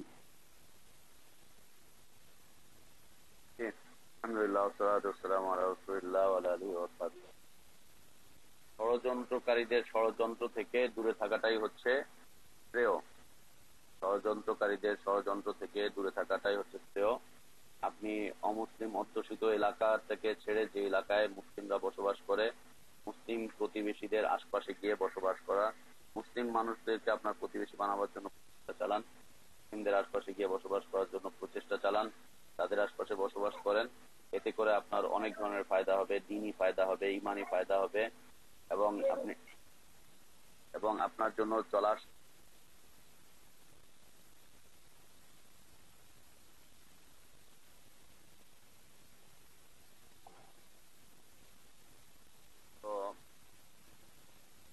টাকাটাকে টাকার দিকে প্রত্যাবর্তন করাটাই হচ্ছে আপনার এলাকাতে চলে যাওয়াটাই হচ্ছে ভালো। রাসূল ইসলামের উৎসাহ রয়েছে এই বিষয়ে, উৎসাহিত করেছেন মুসলিমদেরকে অমুসলিমদের এলাকা ছেড়ে মুসলিম এলাকাগুলোতে চলে আসার জন্য। আপনাকে প্রচেষ্টা চালাতে হবে মুসলিম এলাকাগুলোতে চলে যাওয়ার জন্য। আল্লাহ কবুল করে, আল্লাহ তৌফিক দান করেন। আসসালামু আলাইকুম মতিউর ভাই। ওয়ালাইকুম আসসালাম। মতিউর এই যে আমাদের দেশের আলিম উলামারা যারা এই যে সূরা দোকানের আয়াতটাকে যেভাবে মানুষকে বুঝাইতেছে, তারা যে অপব্যাখ্যা করতেছে, এটার জন্য কি আচ্ছা ওনারা কি আদৌ কি কোরআনের যে আয়াতটাকে যে মানুষকে যে অপব্যাখ্যা করতেছেন, এই হিসাবে ওনারা কি মুসলমান না সত্যিকারে ওনারা ইসলাম থেকে বের হয়ে গেছে? এই ধরনের ইমাম যারা কথা বলে তাদের পিছনে আমাদের নামাজ হবে কিনা? জাযাকাল্লাহ। আলহামদুলিল্লাহ, ওয়াসসালাতু ওয়াসসালামু আলা রাসূলিল্লাহ। এই ধরনের প্রশ্নের উত্তর আসলে বারবার দেওয়া হচ্ছে, বারবার একই ধরনের প্রশ্ন না করাটাই ভালো। কে মুসলমান কে মুসলমান নয়, এর হিসাব নিকাশ আল্লাহ সুবহানাহু ওয়া তাআলাই করবেন। আমাদের দেশের একটা সবচাইতে বড় সমস্যা হচ্ছে, এদেশের মানুষ ইসলামী জ্ঞানে তারা জ্ঞানী হয়নি, প্রকৃতপক্ষে কোরআন সুন্নাহর জ্ঞানে তারা বড় হয়ে উঠেনি। এদেশে কোরআন সুন্নাহর খেদমত হয়নি আসলে, যার কারণে দেশের আলেম ওলামাদের এই সমস্যা। তাদেরও ত্রুটি আছে, তারাও কোরআন সুন্নাহর জ্ঞানের কাছে আসতে চায় না, এটা হচ্ছে তাদের বড় ধরনের ত্রুটি। তাদের কাছে কোরআন হাদিস পেশ করলে তারা বিভিন্ন ধরনের মন্তব্য পেশ করেন, তারা ওই জাল জয়ীফটাকে নিয়ে বসবাস করার চেষ্টা করেন। তবে তারা যেই চরিত্রটা গ্রহণ করেছেন এটা হচ্ছে জাহিলি চরিত্র, এটি ইহুদি খ্রিস্টানদের চরিত্র। আর এই চরিত্রের উপরে যদি কেউ মারা যায় তাহলে সে নাজাত পাবে না, এতটুকু বলা যায়। সে নাজাত পাবে না, সে নাজাত পাবে না। কেউ যদি জেনে বুঝে রসুলের উপরে মিথ্যারোপ করে তাহলে সে তার স্থান জাহান্নামে করে নিচ্ছে। রসুলের হাদিস রয়েছে, কেউ যদি জেনে বুঝে রসুলের উপরে মিথ্যারোপ করে, মিথ্যা কথা বলে, জাল হাদিস বর্ণনা করে, তাহলে সে নিজেই তার স্থান জাহান্নামে করে নিবে। আমরা বুঝতেই পারছি যে এদের অবস্থানটা কোথায়, কিন্তু আমরা আসলে বলতে পারছি না যে তুমি জাহান্নামী, কারণ আল্লাহ ভালো জানেন। কিছু সাবধান বাণী রয়েছে রাসূলুল্লাহ সাল্লাল্লাহু আলাইহি ওয়াসাল্লামের, কাউকে কাফের বলা, কাউকে জাহান্নামী বলা, এক্ষেত্রে অনেক সাবধান বাণী রয়েছে। রাসূলুল্লাহ সাল্লাল্লাহু আলাইহি ওয়াসাল্লাম বলছেন যে একটা লোক ইবাদত করতে করতে করতে করতে আমল করতে করতে সে জান্নাতের কাছাকাছি চলে যায়, জান্নাত আর 1 বিঘাত বাকি থাকে, এই অবস্থায় সে এমন একটা কাজ করে ফেলে যার কারণে আল্লাহ তাআলা তার জন্য জাহান্নাম অবধারিত করেন। আবার একটা লোক জাহান্নামী কাজ করতে করতে জাহান্নামের কাছাকাছি চলে যায়, 1 বিঘত বাকি থাকে, এই অবস্থাতে আল্লাহ তাআলা তাকে এমন কিছু করার তৌফিক দান করেন যখন সে তওবা করে ফিরে চলে আসে এবং সে জাহান্নাম থেকে মুক্তি পেয়ে যায়, জান্নাতে চলে যায়। এজন্য কাউকে জাহান্নামী বলা, কাউকে কাফের বলা, এগুলো বলা খুব কঠিন বিষয়, এগুলো বলা উচিত নয়। এগুলো হচ্ছে ইসলামী হুকুমতের, ইসলামী রাষ্ট্রের ফতোয়া বিভাগের কাজ। তারা মুরতাদদেরকে চিহ্নিত করবেন, তারা বেদাতীদেরকে চিহ্নিত করবেন, চিহ্নিত করার পরে তারা তাদেরকে শাস্তি দিবেন, শরীয়তের বিধান তাদের উপরে বাস্তবায়ন করবেন। এগুলো আসলে বলা কঠিন, তবে আমাদেরকে বেঁচে থাকতে হবে, এটাই হচ্ছে কথা।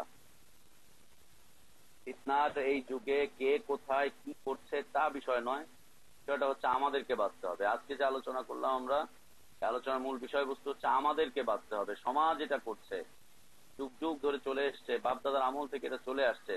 আমরা কি করব না, আমরা সমাজের মোড় এক্ষুনি গড়িয়ে দিতে পারবো না।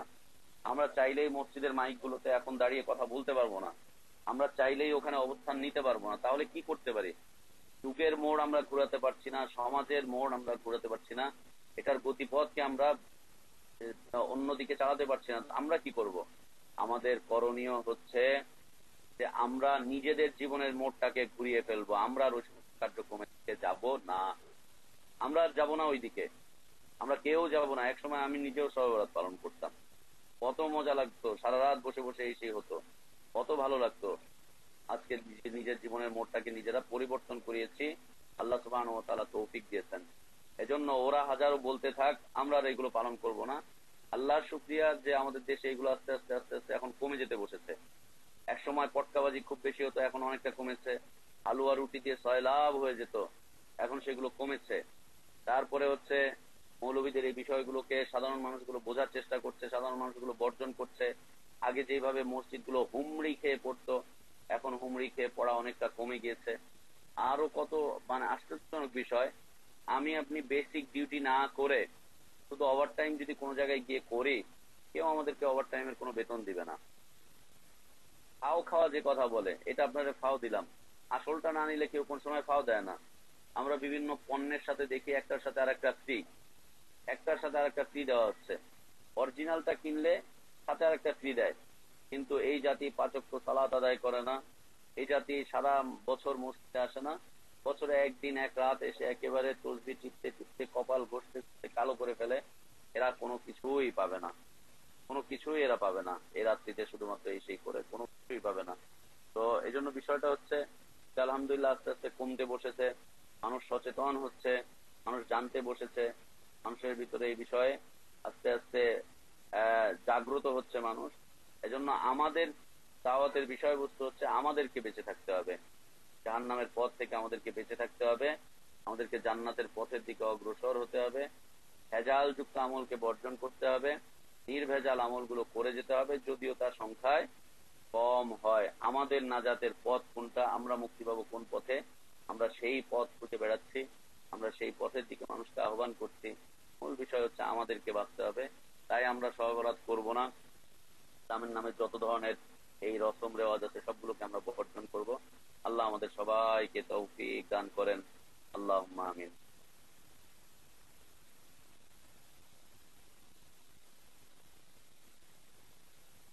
ওয়ালাইকুম আসসালাম ওয়া রাহমাতুল্লাহ, জোরে বলতে হবে।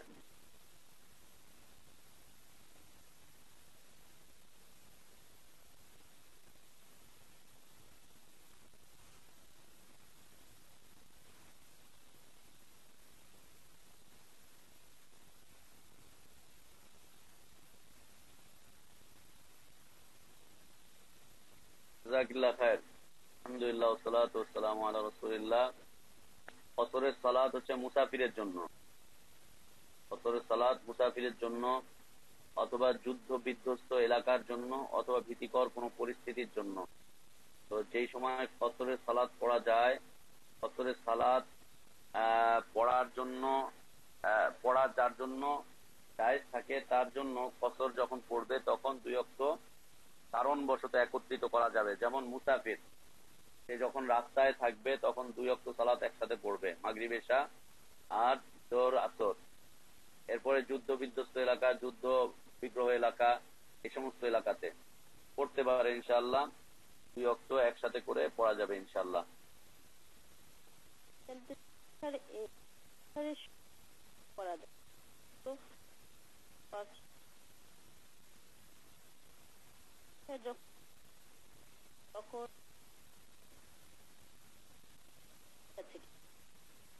পড়া যাবে, পড়া যাবে।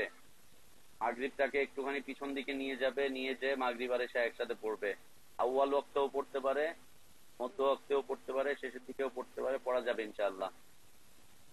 তো হেলার পর বা তো হেলার পূর্বে এটা সময়টা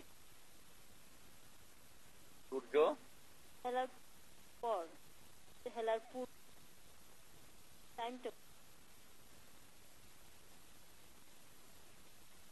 সূর্য হেলার পর কি বিষয় জানতে চাচ্ছেন বলেন? হেলার পর কোন বিষয়ের কারণে? এই যে কোন বিষয়ের কারণে এই সময়? হ্যাঁ, কসমের নামাজের কথাই। হেলার পর বা সূর্যের পূর্বে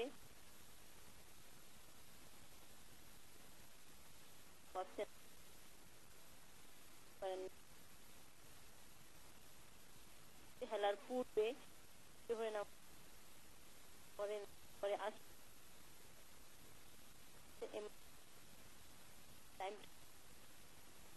সূর্য হেলার টাইমটা হচ্ছে মোটামুটি ভাবে 3টা, 3:30 বা আসর যখন শুরু হয়ে যায় সেই সময়টা, আসরের সময়টা। পর না পর, এটা হচ্ছে পর, এটা হচ্ছে পর, হেলার পর।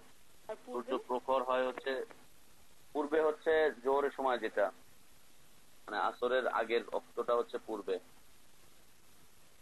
আসরের আগের অক্তটা হচ্ছে পূর্বে, আর হেলার পরটা হচ্ছে আসর। ভাই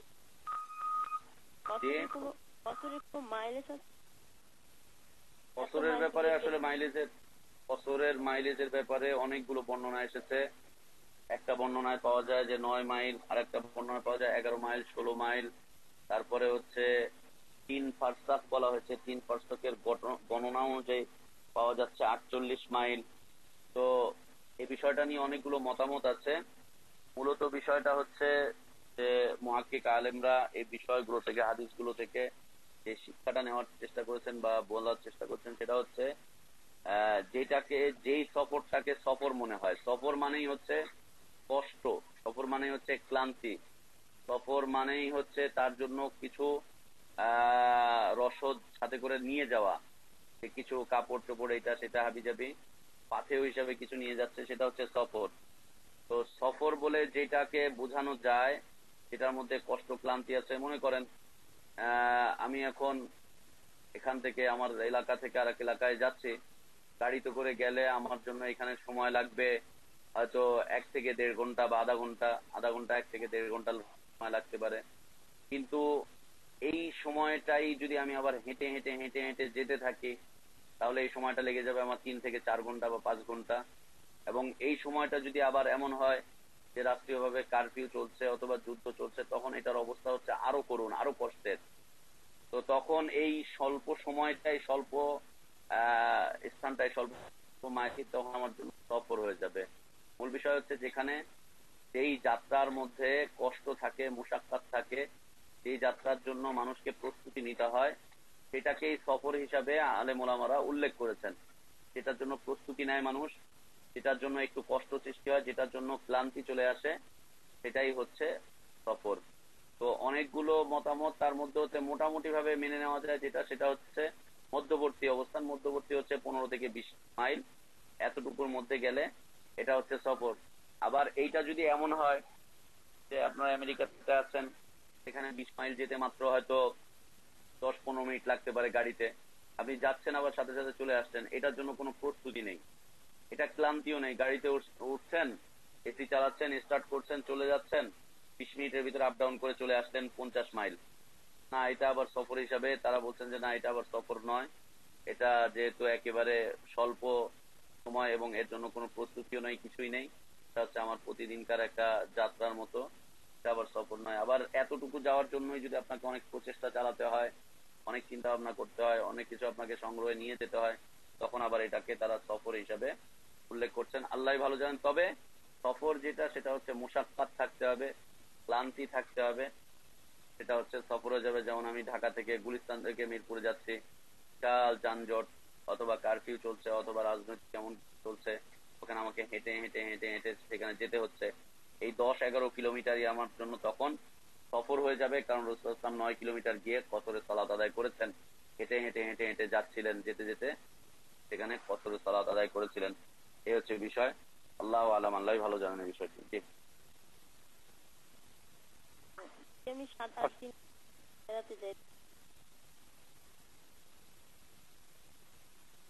4 দিন পর্যন্ত আপনি মুসাফির থাকবেন, তারপরে পুরো পড়বেন। আচ্ছা, 4 দিন।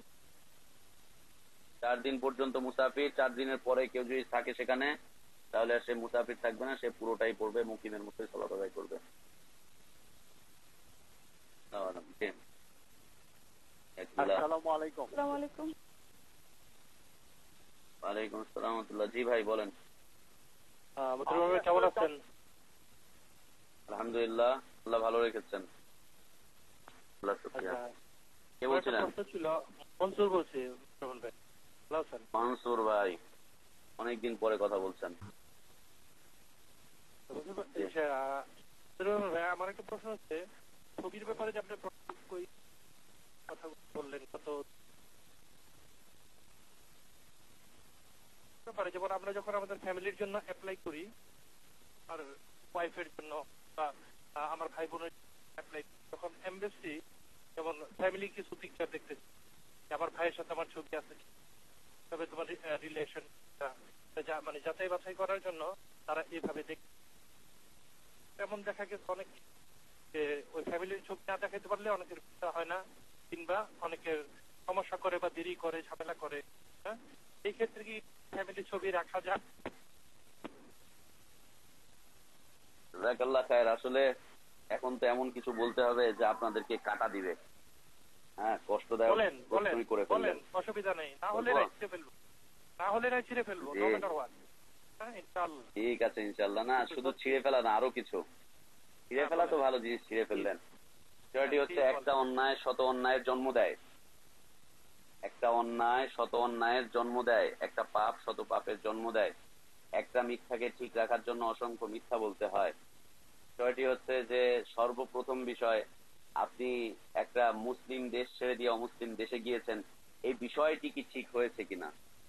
দ্বিতীয় বিষয় হচ্ছে, আপনি আপনার আত্মীয় স্বজনকে নিতে চাচ্ছেন, আপনি গিয়েছেন, আবার তাদেরকে নিতে চাচ্ছেন, আর তাদেরকে যে নিতে চাচ্ছেন সেই বিষয়ে শরীয়তের বিধানটা কি, শরীয়ত সেই বিষয়টা কি বলে, সেই বিষয়টা ঠিক আছে কিনা।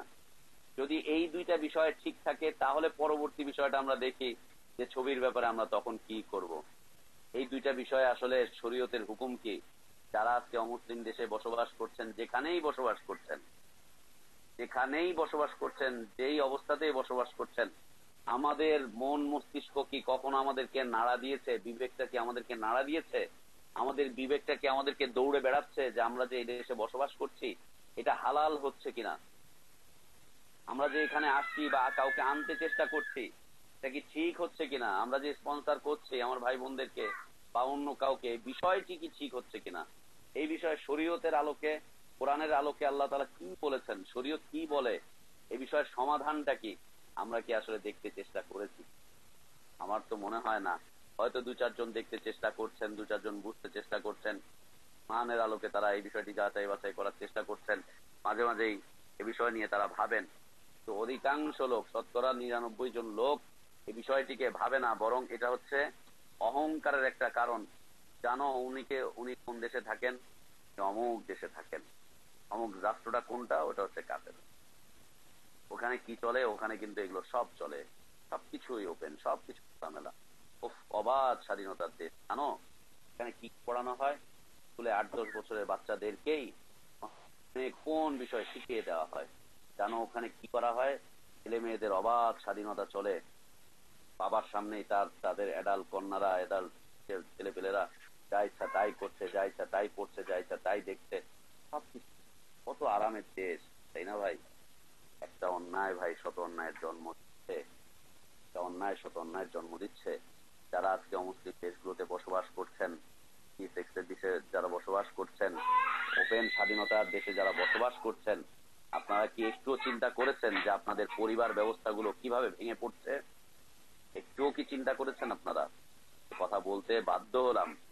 একটুও কি আমরা চিন্তা করছি যে আমাদের পরিবার ব্যবস্থাপনা গুলো বাংলাদেশে থাকা অবস্থায় যতটুকু ছিল, যতটুকু সহনশীল অবস্থায় ছিল, ততটুকু ভালো আছে কিনা?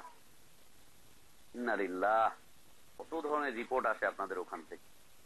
5 ওয়াক্ত সালাত আদায়কারী মহিলা, হিজাব পরিধানকারী মহিলা যখন চাকরি করতে যান, বাসা থেকে বের হন হিজাব পরে, কর্মস্থলে গিয়ে পুরোটা হিজাব খুলে ফেলেন, হাফ প্যান্ট পরে তারপরে তিনি সেখানে ডিউটি করেন।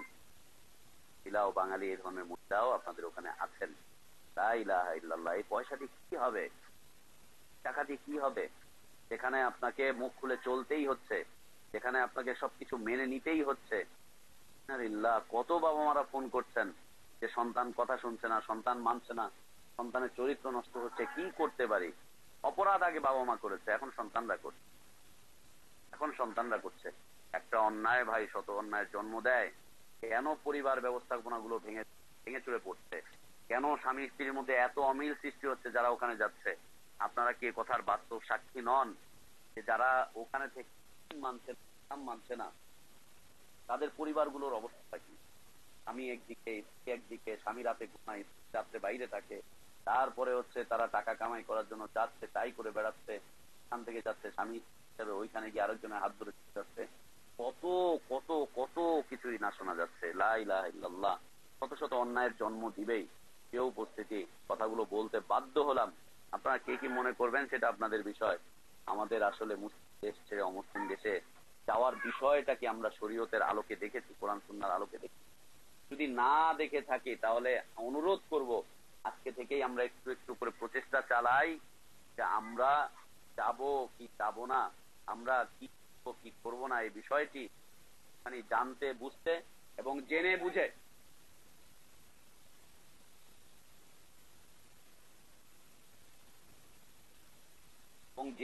সেই বিষয়ে পদক্ষেপ নিতে, এবং যদি নিজেদের যাওয়া জায়েজ হয় তাহলে আত্মীয় স্বজনদেরকে নিয়ে যাওয়া জায়েজ করব। যদি নিজেদের যাওয়াই জায়েজ না হয় তাহলে অন্যদেরকে আমরা নিয়ে যাব না। তবে এই স্মৃতি রক্ষার জন্য যে সমস্ত আমরা আলোচনায় বলেছিলাম, স্মৃতি রক্ষার জন্য, কোন বিষয়কে ঝুলিয়ে রাখার জন্য, কোন ছবি টবি এগুলোকে সংরক্ষণ করা যাবে না। তবে প্রয়োজনীয় যে সমস্ত ক্ষেত্রগুলো রয়েছে, ভিন্ন রাষ্ট্র যে সমস্ত বিষয়টাকে একেবারে বাধ্যতামূলক করে দিয়েছে, এই সমস্ত বিষয় ততক্ষণ পর্যন্ত করা যেতে পারে। যেমন আপনারা এখন ওখানে চলেই গিয়েছেন, রয়েই গিয়েছেন, এখন আপনাদের বিভিন্ন প্রয়োজন হতে পারে, এই জন্য আপনি আপনার বাচ্চার 2টা ছবি রাখতে পারেন, আপনি আপনার নিজের 1-2টা ছবি রাখতে পারেন, আপনার প্রয়োজনীয় কারণে, বাধ্যতামূলক হওয়ার কারণে, বাধ্য হওয়ার কারণে করতে পারেন। আল্লাহ আমাদেরকে দিন বোঝার তৌফিক দান করেন, শরিয়াত বুঝার তৌফিক দান করেন। আল্লাহ আমাদেরকে দিন অনুযায়ী চলার তৌফিক দান করেন। সকল প্রকার হারাম থেকে থাকার তৌফিক দান করেন, হারাম গুলোকে বর্জন করার তৌফিক আল্লাহ আমাদেরকে দান করেন। আল্লাহুম্মা আমিন। আসসালামু আলাইকুম। আসসালামু আলাইকুম। একজন বোন সালাম দিয়েছিলেন আগে, আমাদের আজকে যে বিষয়ে প্রশ্ন করেছিলেন, একজন বোন কথা বলেছিলেন, তাকে একটু সুযোগ দেই। আসসালামু আলাইকুম। ওয়ালাইকুম আসসালাম ওয়া রাহমাতুল্লাহ। প্রশ্নটা হচ্ছে পেয়ারাদের কি বলা যাবে, আর ওদের সাথে বাচ্চাদের বা আমাদের এরকম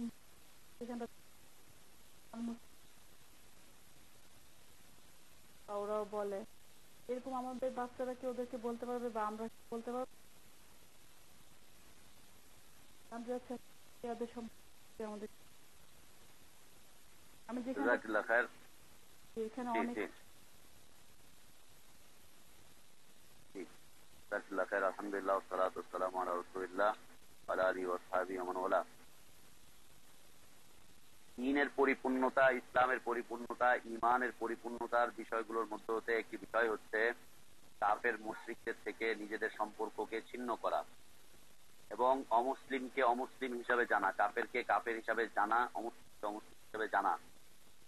এবং এটা যারা জানবে না, অমুসলিমকে যারা অমুসলিম হিসাবে জানবে না, তারা কুকুরের মধ্যে প্রত্যাবর্তন করবে। তো শিয়াদের ব্যাপারে আমাদের বিস্তারিত আলোচনা আসবে ইনশাআল্লাহ, একটু ধৈর্যের সাথে অপেক্ষা করতে হবে। শিয়াদের ব্যাপারে আমাদের আলোচনা থাকবে, প্রায় 4-5টা আলোচনা থাকবে। তাদের পরিচয়, তাদের অবস্থান, যুগ ধরে তাদের ইতিহাস, তাদের কর্মকাণ্ড, তাদের আকীদা, তাদের কিতাবাদি, এই বিষয়গুলো নিয়ে 4 থেকে 5টা আলোচনা থাকবে ইনশাআল্লাহ। একটু অপেক্ষা করার জন্য কনফারেন্সে যারা আছেন প্রত্যেককেই অনুরোধ করছি, একটু অপেক্ষায় থাকেন ইনশাআল্লাহ। শিয়াদের ব্যাপারে বিস্তারিত আলোচনা আসবে, কারণ এটি একটি ব্যাধি হয়ে দাঁড়িয়েছে। তবে সংক্ষিপ্ত ভাবে বলছি, শিয়ারা মুসলিম নয়, শিয়ারা মুসলিম নয়, শিয়ারা মুসলিম নয়। শিয়ারা আমরা যে কোরআন মানছি, কোরআনকে তারা মানে না, তারা 90 পারা কোরআনে বিশ্বাস করে। শিয়ারা রাসূল সাল্লাল্লাহু আলাইহি ওয়াসাল্লামের রিসালাতে বিশ্বাসী নয়। তারা জানে যে এই রিসালাত ছিল আলী রাদিয়াল্লাহু আনহুর জন্য, রাসূল আলাইহিস সালাতু ওয়াসসালাম খেয়ানত করে রাসূল সাল্লাল্লাহু আলাইহি ওয়াসাল্লামের কাছে নিয়ে চলে এসেছেন। তারা বলে যে রাসূল সাল্লাল্লাহু আলাইহি ওয়াসাল্লাম দ্বীনকে পরিপূর্ণভাবে পৌঁছাননি। তারা সাহাবীদেরকে গালিগালাজ করেন, তারা আয়েশা রাদিয়াল্লাহু আনহাকে গালিগালাজ করেন, তারা সাহাবীদের ব্যাপারে অশালীন মন্তব্য পেশ করে, তারা মাজার পূজা করে, তারা কবর পূজা করে, তারা আল্লাহর দেওয়া হারাম গুলোকে তারা হালালে পরিণত করেছে। অসংখ্য অপরাধের সাথে তারা জড়িত। এবং এই শিয়ারা সকল মুসলিমের ঐক্যমত্যে, শিয়ারা হচ্ছে কাফের কোরআন সুন্নাহর আলোকে, হচ্ছে কাফের। কাফের কাফের জানতে হবে, কাফের সাথে কোনো ধরনের সম্পর্ক থাকবে না, শুধুমাত্র দাওয়াতি সম্পর্ক ছাড়া, দাওয়াতি সম্পর্ক ছাড়া কোনো সম্পর্ক থাকবে না। আপনার বাচ্চারা তাদের কি শিখাবেন? হাই হ্যালো শিখাবেন না সালাম কালাম শিখাবেন? আপনাদের বাচ্চাদেরকে সালাম শিখাবেন। তাদেরকে আবার বলে দিবেন যে অমুসলিমদেরকে তোমরা সালাম দিতে যেও না। অমুসলিমদেরকে তারা কি বলবে? ওদের সাথে শুধুমাত্র ওদের সাথে মত বিনিময়টুকুই চলতে পারে। কেমন আছো, তোমার বাবা মা কেমন আছে, বা তোমার অবস্থাটা কি, কিভাবে চলছে, শারীরিক অবস্থা কেমন, এতটুকুই কথাবার্তা বলা যেতে পারে। তাদেরকে সালাম কালাম করা যাবে না, অমুসলিমদেরকে সালাম কালাম করা যাবে না, সালাম দেওয়া যাবে না, তাদেরকে অমুসলিমদেরকে সালাম দেওয়া যাবে না। তাদের জন্য হেদায়েতের দোয়া করা যাবে আল্লাহর কাছে। তাদের সাথে শুধুমাত্র দ্বীনের তাবলীগের সম্পর্কটুকু থাকবে, দাওয়াতের সম্পর্কটুকু থাকবে। এবং অমুসলিমদেরকে জানতে হবে, অমুসলিমদেরকে অমুসলিম হিসেবে বিশ্বাস করতে হবে, তাদের কাছে দাওয়াত পৌঁছে দিতে হবে। অপেক্ষায় থাকেন ইনশাআল্লাহ, শিয়াদের ব্যাপারে আলোচনা আসবে। আল্লাহু আলাম। জি, আসসালামু আলাইকুম। ওয়ালাইকুম আসসালাম ওয়া রাহমাতুল্লাহ। জি ভাই, আজকের যে বিষয় ছিল আলোচনার, অত্যন্ত সুন্দর এবং তথ্যভিত্তিক আলোচনা করেছেন। আলহামদুলিল্লাহ, আমাদের সত্যটা সামনে আসা উচিত, আমরা সত্যটাকে যাতে কবুল করতে সেই তৌফিক দান করুন। এখন মূলত যে কোশ্চেন সেটা হচ্ছে আমাদের বিশেষ করে ভারত উপমহাদেশে, বিশেষ করে আমরা বাংলাদেশে যারা অধিবাসী, বাংলাদেশে যারা আলেম আছেন সর্বরাতকে প্রাধান্য দিয়ে আমল করার চেষ্টা করতেছেন, তারা কেউ উদ্দেশ্যমূলক ভাবে করেন, কেউ না বুঝে করেন। যাই হোক না কেন, তাদেরকে ঠিক বুঝ দেওয়ার জন্য, সহিটাকে সহি হিসেবে গ্রহণ করাবার জন্য মূলত কার্যকরী পদক্ষেপ আমরা নিতে পারি, বা আপনারা যারা উচ্চ পর্যায়ের আছেন তারা যেতে পারেন, অথবা কোনো ভূমিকা ইতিপূর্বে নেওয়া হচ্ছে কিনা বা হয়েছে কিনা, এই বিষয়ে একটু সংক্ষিপ্ত যদি জানাতেন ভালো হতো আর কি। আলহামদুলিল্লাহ, ওয়াসসালাতু ওয়াসসালামু আলা রাসূলিল্লাহ ওয়া আলা আলিহি ওয়া আসহাবিহি ওয়া মান ওয়ালা। আমার সম্মানিত ভাই খুব সুন্দর মন্তব্য পেশ করেছেন। আল্লাহ তাআলা জাযায়ে খায়ের দান করেন ধরনের মন্তব্য পেশ করার জন্য। আল্লাহ তাআলা আমাদেরকে সত্যিকার অর্থে হেদায়েতের দিকে আসার তৌফিক দান করেন। আসলে এটা প্রচেষ্টা চালাবার, সেই প্রচেষ্টা চলছে আলহামদুলিল্লাহ। আপনি যদি এখন এই মুহূর্তে দেশে আসেন তাহলে দেখতে পাবেন যে আগে যেভাবে শবে বরাত পালিত হতো, আলহামদুলিল্লাহ অনেকাংশেই কমে এসেছে। যদিও এই কমে আসাটা যতটুকু প্রয়োজন ততটুকু হয়নি, কিন্তু কমে আসতে শুরু করেছে, মানে শুরু করার অবস্থানটা হচ্ছে এখন। এর কারণ হচ্ছে যে দাওয়াত চলছে, দাওয়াত চলার কারণেই বিষয়টি আস্তে আস্তে কমে এসেছে। এখন আলেম ওলামারা লেখালেখি করা শুরু করেছেন। আলহামদুলিল্লাহ, একটা সময় এই বিষয়ে কোনো বই পুস্তক পাওয়া যেত না, শুধু জালগুলোই আমরা মানতাম। এখন আলহামদুলিল্লাহ আমাদের সামনে লেখালেখি চলে আসছে, গবেষণা চলে আসছে আমাদের সামনে, এই বিষয়গুলো একদম পৌঁছে যাচ্ছে। তারপরে আলহামদুলিল্লাহ আলেম ওলামাদের কাছে যারা এগুলো পালন করেন তাদের কাছেও লেখালেখি পৌঁছানো হচ্ছে। এখন সহবরাত সম্পর্কে আমার ছোট্ট একটি লেখা আছে, প্রায় 10 পৃষ্ঠার মতো। এই ছোট্ট একটি লেখা, এটাকে আমরা কপি করে এই এই 7-8 দিনের মধ্যে আলহামদুলিল্লাহ এ পর্যন্ত প্রায় 500টি মসজিদে আমরা পৌঁছে দিয়েছি। ঢাকায় প্রায় 500টি মসজিদে 500টা কপি আমরা পৌঁছে দিয়েছি। কেউ যদি মানে তাহলে মেনে নিবে, আর যদি কেউ না মানে তাহলে তার বিষয়। আমাদের দাওয়াত দেওয়ার কাজ, আমরা দাওয়াত দিয়ে যাচ্ছি, দাওয়াত দিয়ে যাচ্ছি। শুধু এরকম আমি একাই না, আমরা একাই নয়, এরকম অসংখ্য মানুষ এরকম কাজ করছে আস্তে আস্তে করে। যে মুখ দিয়ে পারছে সে মুখ দিয়ে বলছে, যে লেখালেখি করে পারছে সে লেখালেখি করে বুঝাচ্ছে। এখন একটা জিনিস যেটা শত শত বছর যাবত চালু হয়ে গেছে, একদিনেই তা নিভিয়ে দেওয়া যাবে না, একদিনেই বন্ধ করে দেওয়া যাবে না। আমরা আমাদের মতো প্রচেষ্টা চালাতে থাকবো। আজকে আপনারা যারা আলোচনা শুনলেন, আপনারা এই বিষয়টিকে নিয়ে একটু সচেতনতার সাথে দেখবেন। আর আমাদের লেখাটা ইনশাআল্লাহ খুব তাড়াতাড়ি আমাদের ওয়েবসাইটে চলে আসবে। আমার এই লেখাটি ছোট্ট একটি লেখা, তখন আপনারা সেখান থেকে ডাউনলোডও করে নিতে পারেন। tawhidullah.com আমাদের এই লেখাটা চলে আসবে, আমাদের ওয়েবসাইটে চলে আসবে ইনশাআল্লাহ। তো আমরা আসলে প্রচেষ্টা চালিয়ে যাচ্ছি, আপনারাও প্রচেষ্টা চালান। সম্মিলিত প্রচেষ্টার মাধ্যমে ইনশাআল্লাহ আল্লাহর দ্বীন প্রতিষ্ঠিত হয়ে যাবে আমাদের দেশে। আজকে আমরা যেই বিভ্রান্তিমূলক তথ্য, যে বিভ্রান্তিমূলক অবস্থান, যে বিভ্রান্তিমূলক দ্বীন আমাদের দেশে চলন চলছে, আমরা আল্লাহর কাছে দোয়া করি, আশাবাদ ব্যক্ত করি যে একটা সময় এমন আসবে যখন এই দেশে শুধুমাত্র বিশুদ্ধ ইসলামই টিকে থাকবে, অশুদ্ধ ইসলামগুলো এই দেশ থেকে চলে যাবে। এই দোয়া আল্লাহর কাছে আমরা সবসময় করে যাচ্ছি এবং প্রচেষ্টা চালাচ্ছি। আমাদের প্রচেষ্টা হয়তো বা কম, আমাদের প্রচেষ্টা আসলে যথাযথভাবে হচ্ছে না, কারণ আমরা মানুষ হিসেবে এতটা যোগ্য নই। ছোট মানুষ হিসেবে ছোট ছোট কাজ করছি। আল্লাহ যদি কবুল করেন ইনশাআল্লাহ আস্তে আস্তে ঠিক হয়ে যাবে। তো আমাদেরকে প্রচেষ্টা চালাতে হবে ইনশাআল্লাহ। আল্লাহ তৌফিক দান করেন। আল্লাহ আলম। ওয়ালাইকুম আসসালাম ওয়া রাহমাতুল্লাহ।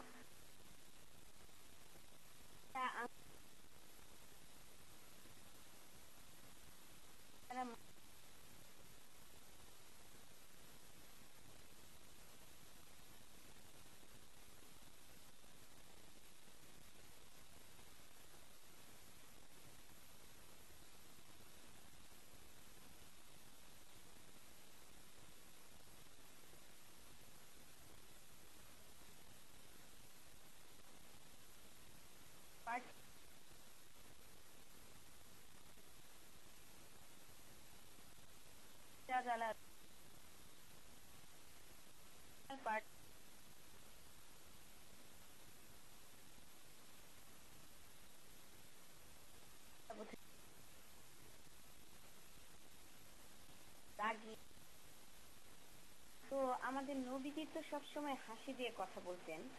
আমি ওদের সাথে আমার হার্টের মধ্যে ফিলিংস থাকবে যে ওরা কাফের, ওরা কখনোই আমার বন্ধু হতে পারে না, কারণ ওদের কোনো কিছুই আমার সাথে মিলবে না, আমি আমার রবকেই ফলো করব। কিন্তু আমি যদি ওকে হাসি মুখে হ্যালোটাও না বলি বা আমার পর্দাটা ওকে না দেখায়, আমি যদি ওর সাথে ভালো ব্যবহার না করি, ও তো আমাকে প্রশ্নও করবে না তুমি কোন ধর্মের। বা আমি যদি আমার প্রতিবেশী একজন কাফের, তাকে আমি আমার ঈদের সময় বা আমার রমজান সময় আমি ওকে একটু খাবার দিলাম, ও হয়তো মানে কিউরিসিটি জাগবে যে ও আমাকে খাবার দিল কেন। ব্যবহার এটা কি আমাদের কনসেপ্টটা আসলে ঠিক যে আমরা শিয়া বা মানে ইহুদি বা নাসারা এদের সাথে আমরা মানে দাওয়াতি সম্পর্ক ছাড়া রাখবো না? আমার ইন্টেনশন তো থাকবে অবশ্যই দাওয়াত, কিন্তু আমার ভালো ব্যবহারটা কি দরকার না? আসলে জাযাকাল্লাহু খাইর। মাশাআল্লাহ, সুন্দর কথা বলেছেন। আল্লাহ জাযায়ে খায়ের দান করেন। আমি শুধুমাত্র প্রশ্নটুকুর উত্তর দিয়েছি যে তাদের সাথে আমাদের সম্পর্কটা কি হবে। আপনি যতগুলো কথা বলছেন এগুলো হচ্ছে ইসলামী সামাজিকতা, ইসলামের সমাজ ব্যবস্থার রূপ। ইসলামের সমাজ ব্যবস্থার রূপটা কি হবে, এটা হচ্ছে ইসলামের সমাজ ব্যবস্থার রূপ। মুসলিমদের চরিত্র কি হবে, সেটা হচ্ছে মুসলিমদের চরিত্রের রূপ। আমাকে যে প্রশ্ন করা হয়েছে যে তাকে কি আমি কি বলবো, তাকে আমি কি বলবো? আপনি হাই হ্যালো বলে আপনি কি বুঝাতে চাচ্ছেন? আমি বুঝাতে চেয়েছি হাই হ্যালো চাইতেও আরেকটু বেশি। আপনি তাকে জিজ্ঞেস করেন তুমি কেমন আছো, তোমার বাবা কেমন আছে, তোমার শারীরিক অবস্থা কেমন, তোমার ব্যবসা বাণিজ্য কেমন চলছে। আপনি তো হাই হ্যালোর মধ্যেই সীমাবদ্ধ করলেন। আমি তো আপনার চাইতে একটু বেশি এগিয়ে গিয়েছিলাম। মনে হচ্ছে যেন আপনি আমার কথাটা বুঝতে পারেননি। আল্লাহ বোঝার তৌফিক দান করে। আমি সামাজিক রূপটাকে তুলেই ধরেছিলাম। তাকে জিজ্ঞেস করতে হবে তুমি কেমন আছো, তোমার স্বাস্থ্য কেমন আছে, বাপ দাদারা কেমন আছে, ব্যবসা বাণিজ্য কেমন চলছে, সবকিছু ঠিকঠাক আছে তো। তারপরে রসুল ইসলামের যে সামাজিক অবস্থানগুলো, সে রসুল ইসলাম বলছেন তোমার পড়শিকে না দিয়ে তুমি খেও না। তো খাদ্য আপনি দিতে চাইবেন, তো এক্ষেত্রে তো ইসলাম আদর্শ দিয়েই দিয়েছে, তোমার পড়শিকে, তোমার পার্শ্ববর্তী মানুষকে খাদ্য দাও। হ্যাঁ, দুশ্চরিত্রের মানুষদের বিষয়টা ভিন্ন। দুশ্চরিত্রের মানুষদের বিষয়টা ভিন্ন। আপনি মক্কার লোককেও দেখতে যেন না, মদিনার লোককেও দেখতে যেন না। আপনি কোরআন সুন্নাহ থেকে ইসলামের আদর্শগুলোকে খুঁজে আনতে চেষ্টা করুন বোন। কারণ হচ্ছে এখন আমরা যেই অবস্থাতে, যেই সময়ে, যেই পরিবেশের মধ্যে আমরা আছি, এই পরিবেশে কোনো মানুষকে দেখে আর ইসলাম কবুল করা যাবে না। কোনো মানুষকে দেখে ইসলাম কবুল করা যাবে না, ইসলাম মানা যাবে না। যদি কেউ কোনো মানুষকে দেখে ইসলাম মানতে চায় তাহলে সে পথভ্রষ্ট হয়ে যাবে। কারণ চতুর্মুখী ষড়যন্ত্র চলছে, চতুর্দিক থেকে ষড়যন্ত্র চলছে। মুসলিমদের চরিত্রগুলোকে হরণ করে নেওয়ার চেষ্টা করা হয়েছে। এই হরণ করে নেওয়ার চেষ্টার মধ্যে হতে প্রথম প্রচেষ্টা চালানো হয়েছে মুসলিমদের থেকে কোরআনের শিক্ষা উঠিয়ে নাও। কোরআনের তিলাওয়াতের শিক্ষা নয়, কোরআনের বৈশিষ্ট্যের শিক্ষা, কোরআনের আদর্শের শিক্ষাটাকে উঠিয়ে নাও, কোরআনের চরিত্রের শিক্ষা, এই শিক্ষাটাকে উঠিয়ে নাও। আল্লাহ রাসূল ইসলাম সম্পর্কে জিজ্ঞেস করা হয়েছিল না যে তার চরিত্র কেমন ছিল? আয়েশা উত্তর করছেন যে তার চরিত্র হচ্ছে কোরআনের মতো। এই কোরআনী চরিত্র যাতে না হয় এর জন্য প্রচেষ্টা চালানো হয়েছে মুসলিমদের এই চরিত্রগুলোকে ধ্বংস করে দাও। চরিত্র যখন ধ্বংস করে দেওয়া হয়েছে, আমরা যখন কোরআন হাদিসের মতো আর চরিত্র গঠন করছি না, তখন আপনি আমাকে রূঢ় দেখবেন, আপনি আমাকে বদমেজাজি দেখবেন। এটাই স্বাভাবিক বিষয়, এটাই স্বাভাবিক বিষয়। এখন আর কোনো অঞ্চল দেখে, কোনো অবস্থান দেখে, কোনো বর্ণ দেখে, কোনো অবস্থান দেখে কাউকে ইসলামের চিন্তা ভাবনা করা যাবে না। এখন বিষয়বস্তু হচ্ছে যে আমাদের সবাইকে কোরআন সুন্নাহ থেকে আমাদের চরিত্র গঠন করতে হবে। কোরআন সুন্নাহ থেকে আমাদেরকে আমাদের চরিত্রগুলোকে পরিশুদ্ধ করে কোরআন সুন্নাহর মাধ্যমে আমাদেরকে অগ্রসর হতে হবে। কোরআন সুন্নাহ থেকে আমাদের শিক্ষা নিতে হবে। আপনি কখনোই দাওয়াতি সম্পর্কের বাইরে অন্য সম্পর্ক আপনি অন্য কোনো ভাবে রাখতে পারেন না। আপনি খাদ্য দিতে চাচ্ছেন, এটা হচ্ছে মানবিকতা, মানবতা। এই মানবতার শিক্ষা ইসলামের দাওয়াতের অন্তর্ভুক্ত, ইসলামের দাওয়াতের অন্তর্ভুক্ত। আপনি হাই হ্যালো দিয়ে শুধুমাত্র বুঝতে চেষ্টা করছেন, মূল্যায়ন করতে চেষ্টা করছেন। আমি তো তোকে মানুষ হিসাবে মূল্যায়ন করতে চাচ্ছি। মানুষ হিসাবে মানুষের যেটা সম্পর্ক, যেমন কাফের মুশরিক যদি বাবা মাও হয়, তার সাথে তার রক্তের সম্পর্ক, এই রক্তের সম্পর্ক রাখতে হবে। এটা কিসের মাধ্যমে? এটা আল্লাহর পক্ষ থেকে হুকুম এসেছে, এটা হচ্ছে দাওয়াতি সম্পর্ক। আল্লাহর পক্ষ থেকে আদেশ, তোমার বাবা মার সাথে রক্তের সম্পর্ক, তোমার ভাইয়ের সাথে রক্তের সম্পর্ক, এবং রক্ত ছাড়া যে আত্মীয় গুলো আসে তাদের সাথে সম্পর্ক রাখতে হবে। এটা আল্লাহর পক্ষ থেকে আদেশ, আল্লাহ আদেশ করেছেন, এটা হচ্ছে দাওয়াতি সম্পর্ক। অবশ্যই এটাকে ঠিক রাখতে হবে। হাই হ্যালোর মধ্যে সীমাবদ্ধ না রেখে ইসলাম যে চরিত্র দিয়েছে, রাসূল ইসলাম কোনদিন হাই বলেননি, হ্যালো বলেননি। আজকে তো মুসলিমরা হাই হ্যালোই বলছে, সালাম ভুলে গিয়েছে, মারহাবা বলা ভুলে গিয়েছে, হাই হ্যালো বলছে। এটা তো মুসলিমদের চরিত্র না। রাসূল ইসলাম কাফের মুশরিকদেরকে জিজ্ঞেস করতেন, অসুস্থ হয়ে পড়ছে তাদেরকে সেবা করতে যেতেন, কাফের হলেও যেতেন, সেবা করতে যাচ্ছেন, এবং সেইখানে গিয়ে তিনি তাদেরকে দাওয়াত দিচ্ছেন। কোন আসলে কথাটা একটু বুঝতে হবে। আল্লাহ আমাদেরকে তৌফিক দান করেন ইসলামের চরিত্রগুলো আমাদের চরিত্রে গঠন করে নেওয়ার, আমাদের কোরআনী চরিত্র হিসাবে তৈরি করার তৌফিক আল্লাহ আমাদেরকে দান করেন। কোরআনের মতো আমাদের চরিত্র গঠন করার আমাদেরকে দান করেন। আল্লাহুম্মা আমিন।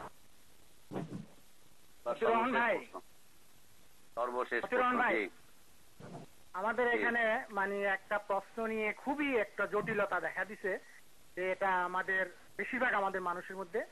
এক তবলিগী ভাই, উনি ইন্টারনেটে আছেন, উনি ভালোই একটা লন্ডনে থাকেন, উনি বক্তৃতা বলতেছেন যে ওয়াহাবিরা এই জিনিসটা দেখে না যে তারা কবরের ভিতরে রেখে তারা নামাজ পড়ে, অথচ আমাদেরকে বলে যে আমাদের মার্কাজের মধ্যে কবর আছে, আমাদের সেখানে কবর নাই মার্কাজের ভিতরে। তারা আমাদের মানুষকে বিভ্রান্তিকর এই কথাগুলা বলতেছে। আসলে ওয়াহাবির এই কবরের মাঝে সেজদা করতেছে, বলতেছে যে আপনারা দেখেন নাই মদিনার ভিতরে আল্লাহ রসুলের কবর, তারাই করছে। কারা করছে? ওয়াহাবিরা করছে। তা আমাদের যে অনেক ভাই আছেন ওনাদেরকে এটা দেখানো বলার পরেও ওরা বুঝতে চাচ্ছেন। তারা বলেন যখন আমরা ছবি দেখি তখন তো দেখা যায় কবরের ভিতরে, মসজিদের ভিতরেই কবর। এখন এই সমস্ত ভাইকে আমাদের এই কনফারেন্সে অনেক ভাই আছেন, আসলে জিনিসটা একটু ক্লিয়ার করে আপনাকে বলেন, আপনি বললে সবাই এটা একটু ক্লিয়ার হয়।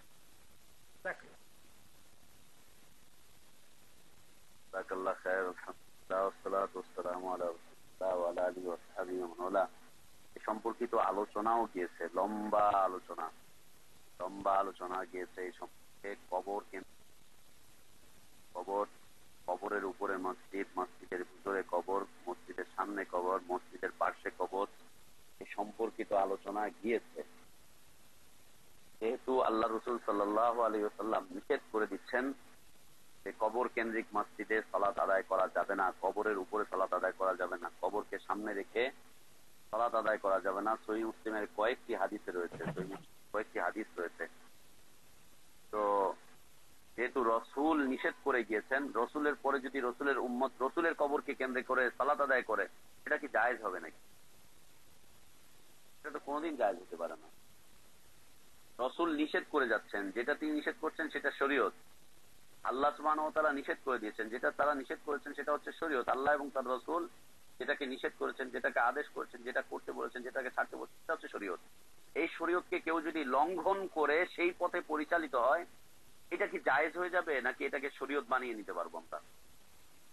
রাসূল সাল্লাল্লাহু আলাইহি ওয়াসাল্লাম কবরকে কেন্দ্র করে সালাত আদায় করতে নিষেধ করলেন, উম্মত মানলো না, উম্মত সেটাই করলো, কবর কেন্দ্রিক মসজিদ তৈরি করলো। এমনকি রসুলের কবরের উপরেই মনে করেন মসজিদ, তাহলে কি সেটা জায়েজ হয়ে যাবে? প্রত্যেক নবী রসুল মানুষকে শিরকের থেকে বিরত থাকার জন্য, হেফাজতে থাকার জন্য দাওয়াত দিয়ে গিয়েছেন। প্রত্যেক নবী রসুল গায়রুল্লাহর ইবাদত বর্জন করো, আল্লাহর ইবাদতে থাকো, আল্লাহর ইবাদত করো, গায়রুল্লাহকে বর্জন করো, এ বিষয়ে প্রত্যেক নবী রসুল দাওয়াত দিয়েছে। কিন্তু নবী রসুলরা মৃত্যুবরণ করার পরে নবী রসুলদের কবরের উপরেই তারা সেজদা করা শুরু করছে, ইবাদত করার। এই জন্য কি সেই শরীয়তে সেটা জায়েজ হয়ে গেল? এটা কি জায়েজ হয়ে গেল? আমি মনে করেন আজকে কবর মাজারের বিরুদ্ধে দাওয়াত দিয়ে যাচ্ছি, আমি তীব্র বিরোধিতা করছি। আমি মারা যাওয়ার পরে, আল্লাহ না করে, আল্লাহ হেফাজত করে, আমি মারা যাওয়ার পরে কেউ আমার ইবাদত শুরু করে দিল, তাহলে কি সেটা আমি যে দিন মেনেছি মানা হলো নাকি? আমরা তো মানবো রসুলের আদেশ, আমরা তো মানবো আল্লাহর আদেশ। আল্লাহ এবং তার রসুল বলেছেন সেটা আমাকে দেখতে হবে। আল্লাহ এবং তার রসুলের কথা তারা কি বলেছেন সেটা দেখতে হবে। তার পরবর্তী লোকেরা কি করছে, পরবর্তী লোকের দিকে ইঙ্গিত করার দরকারটা কি? এটা হচ্ছে হেদায়েতের পথে না আসার জন্য অজুহাত, না আসার জন্য অজুহাত, শাক দিয়ে মাছ ঢাকতে চাওয়া। রাসূল সাল্লাল্লাহু আলাইহি ওয়াসাল্লাম নিষেধ করলেন এবং তিনি আল্লাহর কাছে দোয়া করছেন, আল্লাহুম্মা লা তাজআল কবরি ওয়াসানা ইউবাদ। আল্লাহ তুমি আমার কবরটাকে তার স্থানে করো না। যারা গায়রুল্লাহর ইবাদত করে, ওয়াসানের ইবাদত করে, ইবাদতের স্থানে তুমি আমার কবরটাকে পরিণত করো না। আশঙ্কা বোধ করছেন যে তার মৃত্যুর পরে এমনটা করা হতে পারে, কারণ অতীতের নবী রসুলরা এমনটা করে গিয়েছেন, অতীতের নবী রসুলদের উম্মতরা এমন কাজটা করেছিলেন। নবী রসুলরা মৃত্যুবরণ করার পরে, নেককার ব্যক্তিরা মৃত্যুবরণ করার পরে তারা এই কাজটি করেছিল। উম্মে সালামা রাদিয়াল্লাহু আনহা হাবশায় হিজরত করছেন, সেইখানে একটা চিত্র আল্লাহ রাসূল সাল্লাল্লাহু আলাইহি ওয়াসাল্লামের কাছে তুলে ধরছেন যে আমি সেইখানে গিয়ে তাদের ইবাদত খানাগুলোতে দেখলাম এইভাবে ছবি টানানো আছে। রাসূল সাল্লাল্লাহু আলাইহি ওয়াসাল্লাম বলছেন, লাইকা ইযা মাতা ফি রাজুলুস সালিহ আওইল আবদুস সালিহ বানাউ আলা কবরি মাসজিদান ওয়াসাওয়ারু ফি তিলকা সুওয়ার উলাইকা শিরারুল খালকি ইনদাল্লাহ। এরা হচ্ছে সেই সমস্ত সম্প্রদায় যারা তাদের উত্তম উত্তম ভালো ভালো মানুষগুলো মারা যাওয়ার পরে তাদের কবরগুলোকে তারা মসজিদে পরিণত করেছিল এবং তারা তাদের মসজিদের ভিতরে, ইবাদত খানাগুলোর ভিতরে তাদের ছবিগুলোকে টাঙ্গিয়ে নিয়েছে। অথচ নবী রাসূলরা ছবি মূর্তির বিরুদ্ধে কথা বলেছেন, নবী রাসূলরা গায়রুল্লাহর ইবাদতের বিরুদ্ধে কথা বলেছেন, আর তার উম্মতরাই তাদের কবরগুলোকে মসজিদে পরিণত করেছিল, ইবাদতখানায় পরিণত করেছিল, তাদের ছবি মূর্তি ভাস্কর্যগুলোকে তারা রাস্তার মোড়ে মোড়ে টানিয়েছিল, সেখানে তারা ইবাদত সবকিছু। এদের সাথে কিয়ামতের দিন তাদের অনুসারীদের সাথে, সেই সমস্ত রাসূলদের সাথে আল্লাহ সুবহানাহু ওয়া তাআলা সাক্ষাৎ করাবেন এবং আল্লাহ তাআলা নবী রাসূলদেরকে জিজ্ঞেস করবেন, তোমরা কি তাদেরকে এই সমস্ত ইবাদত করার জন্য আদেশ করেছি? তখন নবী রাসূলুল্লাহ উত্তর করবেন যে আল্লাহ, তুমি তো খুব ভালো করেই জানো, তুমি তো সাক্ষী, আমরা কখনো এই কথা বলিনি, তুমি তো সাক্ষী আছো, তুমি ভালো করে জানো, আমরা কখনো এই সমস্ত কথাবার্তা বলিনি, ওরা নিজেরা বানিয়ে নি। আল্লাহ রাসূল সাল্লাল্লাহু আলাইহি ওয়াসাল্লাম নিষেধ করে গেলেন। অসংখ্য হাদিস রয়েছে, কবরকে সামনে রেখে নামাজ পড়ো না, কবরের উপরে নামাজ পড়ো না, কবর মসজিদের ভিতরে কবর স্থাপন করো না।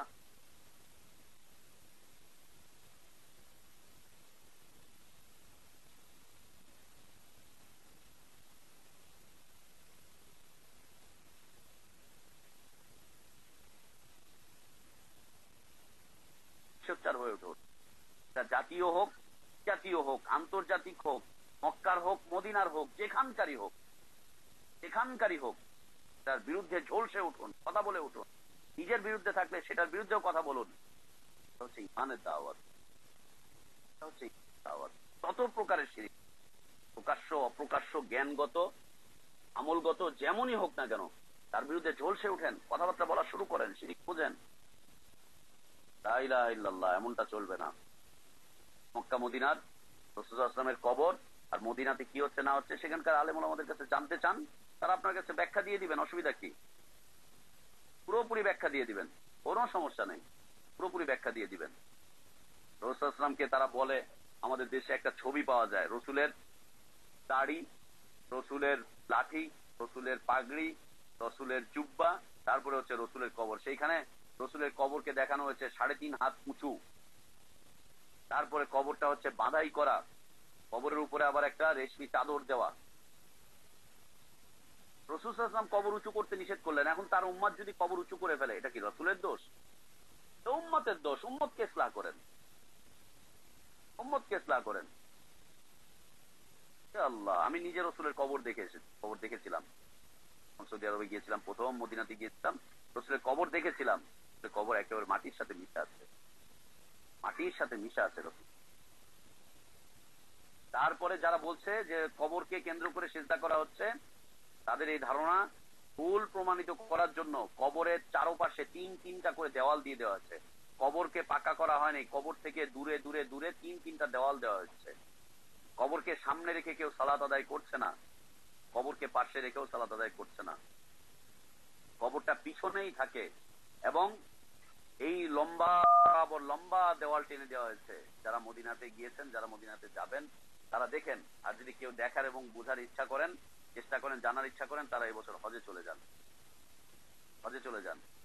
আর যারা হজে যাবেন তাদেরকে বলছি, ইনশাল্লাহ আমিও এবার হজে যাব, আসেন, আপনাদের সাথে সাক্ষাৎ হবে, ইনশাল্লাহ দেখিয়ে দিব যে ওখানে কি হচ্ছে না হচ্ছে। যদি ওখানে গায়রুল্লাহর ইবাদত হয়ে থাকে, রাসূলের কবরের ইবাদত হয়ে থাকে, ওইখানে আলেম ওলামা আছে, তাদের কাছে এক্ষুনি আমরা ওইখানে দাঁড়িয়ে থেকে তাদের কাছে আবেদন জানাবো, তাদের কাছে বলবো, তাদের কাছে দাওয়াত পেশ। আসেন, আসেন, আহ্বান জানাচ্ছি, আসেন, মসজিদে আসেন, চলেন, আমরা দাওয়াত দিতে প্রস্তুত আছি। মদিনার আলেম ওলামা গভর্নমেন্টকে দাওয়াত দেওয়ার জন্য প্রস্তুত আছি, বন্ধ করে দাও। লা ইলাহা ইল্লাল্লাহ, এটা হচ্ছে শাক দিয়ে মাল থাকার প্রচেষ্টা। আজকে অনেক লম্বা সময় হয়ে গেছে। আল্লাহ আমাদেরকে সকল প্রকার শিরিক থেকে হেফাজত করেন। আল্লাহ আমাদেরকে বিশুদ্ধ ইমানের পথে অগ্রসর হওয়ার তৌফিক দান করেন, ইমান সম্পর্কে জানার তৌফিক দান করেন, ইমানের উপরে টিকে থাকার তৌফিক দান করেন, ইমানের পথে, বিশুদ্ধ ইমানের পথে মানুষকে ডাকার তৌফিক দান করেন। আল্লাহ আমাদের জানা না জানা গুনাহগুলোকে আল্লাহ তাআলা ক্ষমা করে দেন।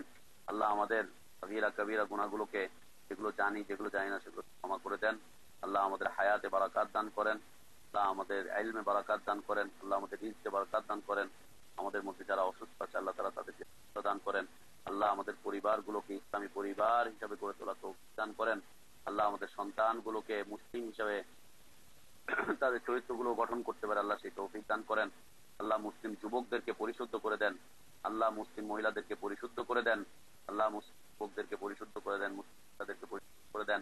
আল্লাহ মুসলিমদের আমির, উমারা, শাসক বর্গ যারা আছেন, তাদেরকে আল্লাহ তাআলা পরিশুদ্ধ ভাবে দ্বীন মানার তৌফিক দান করেন।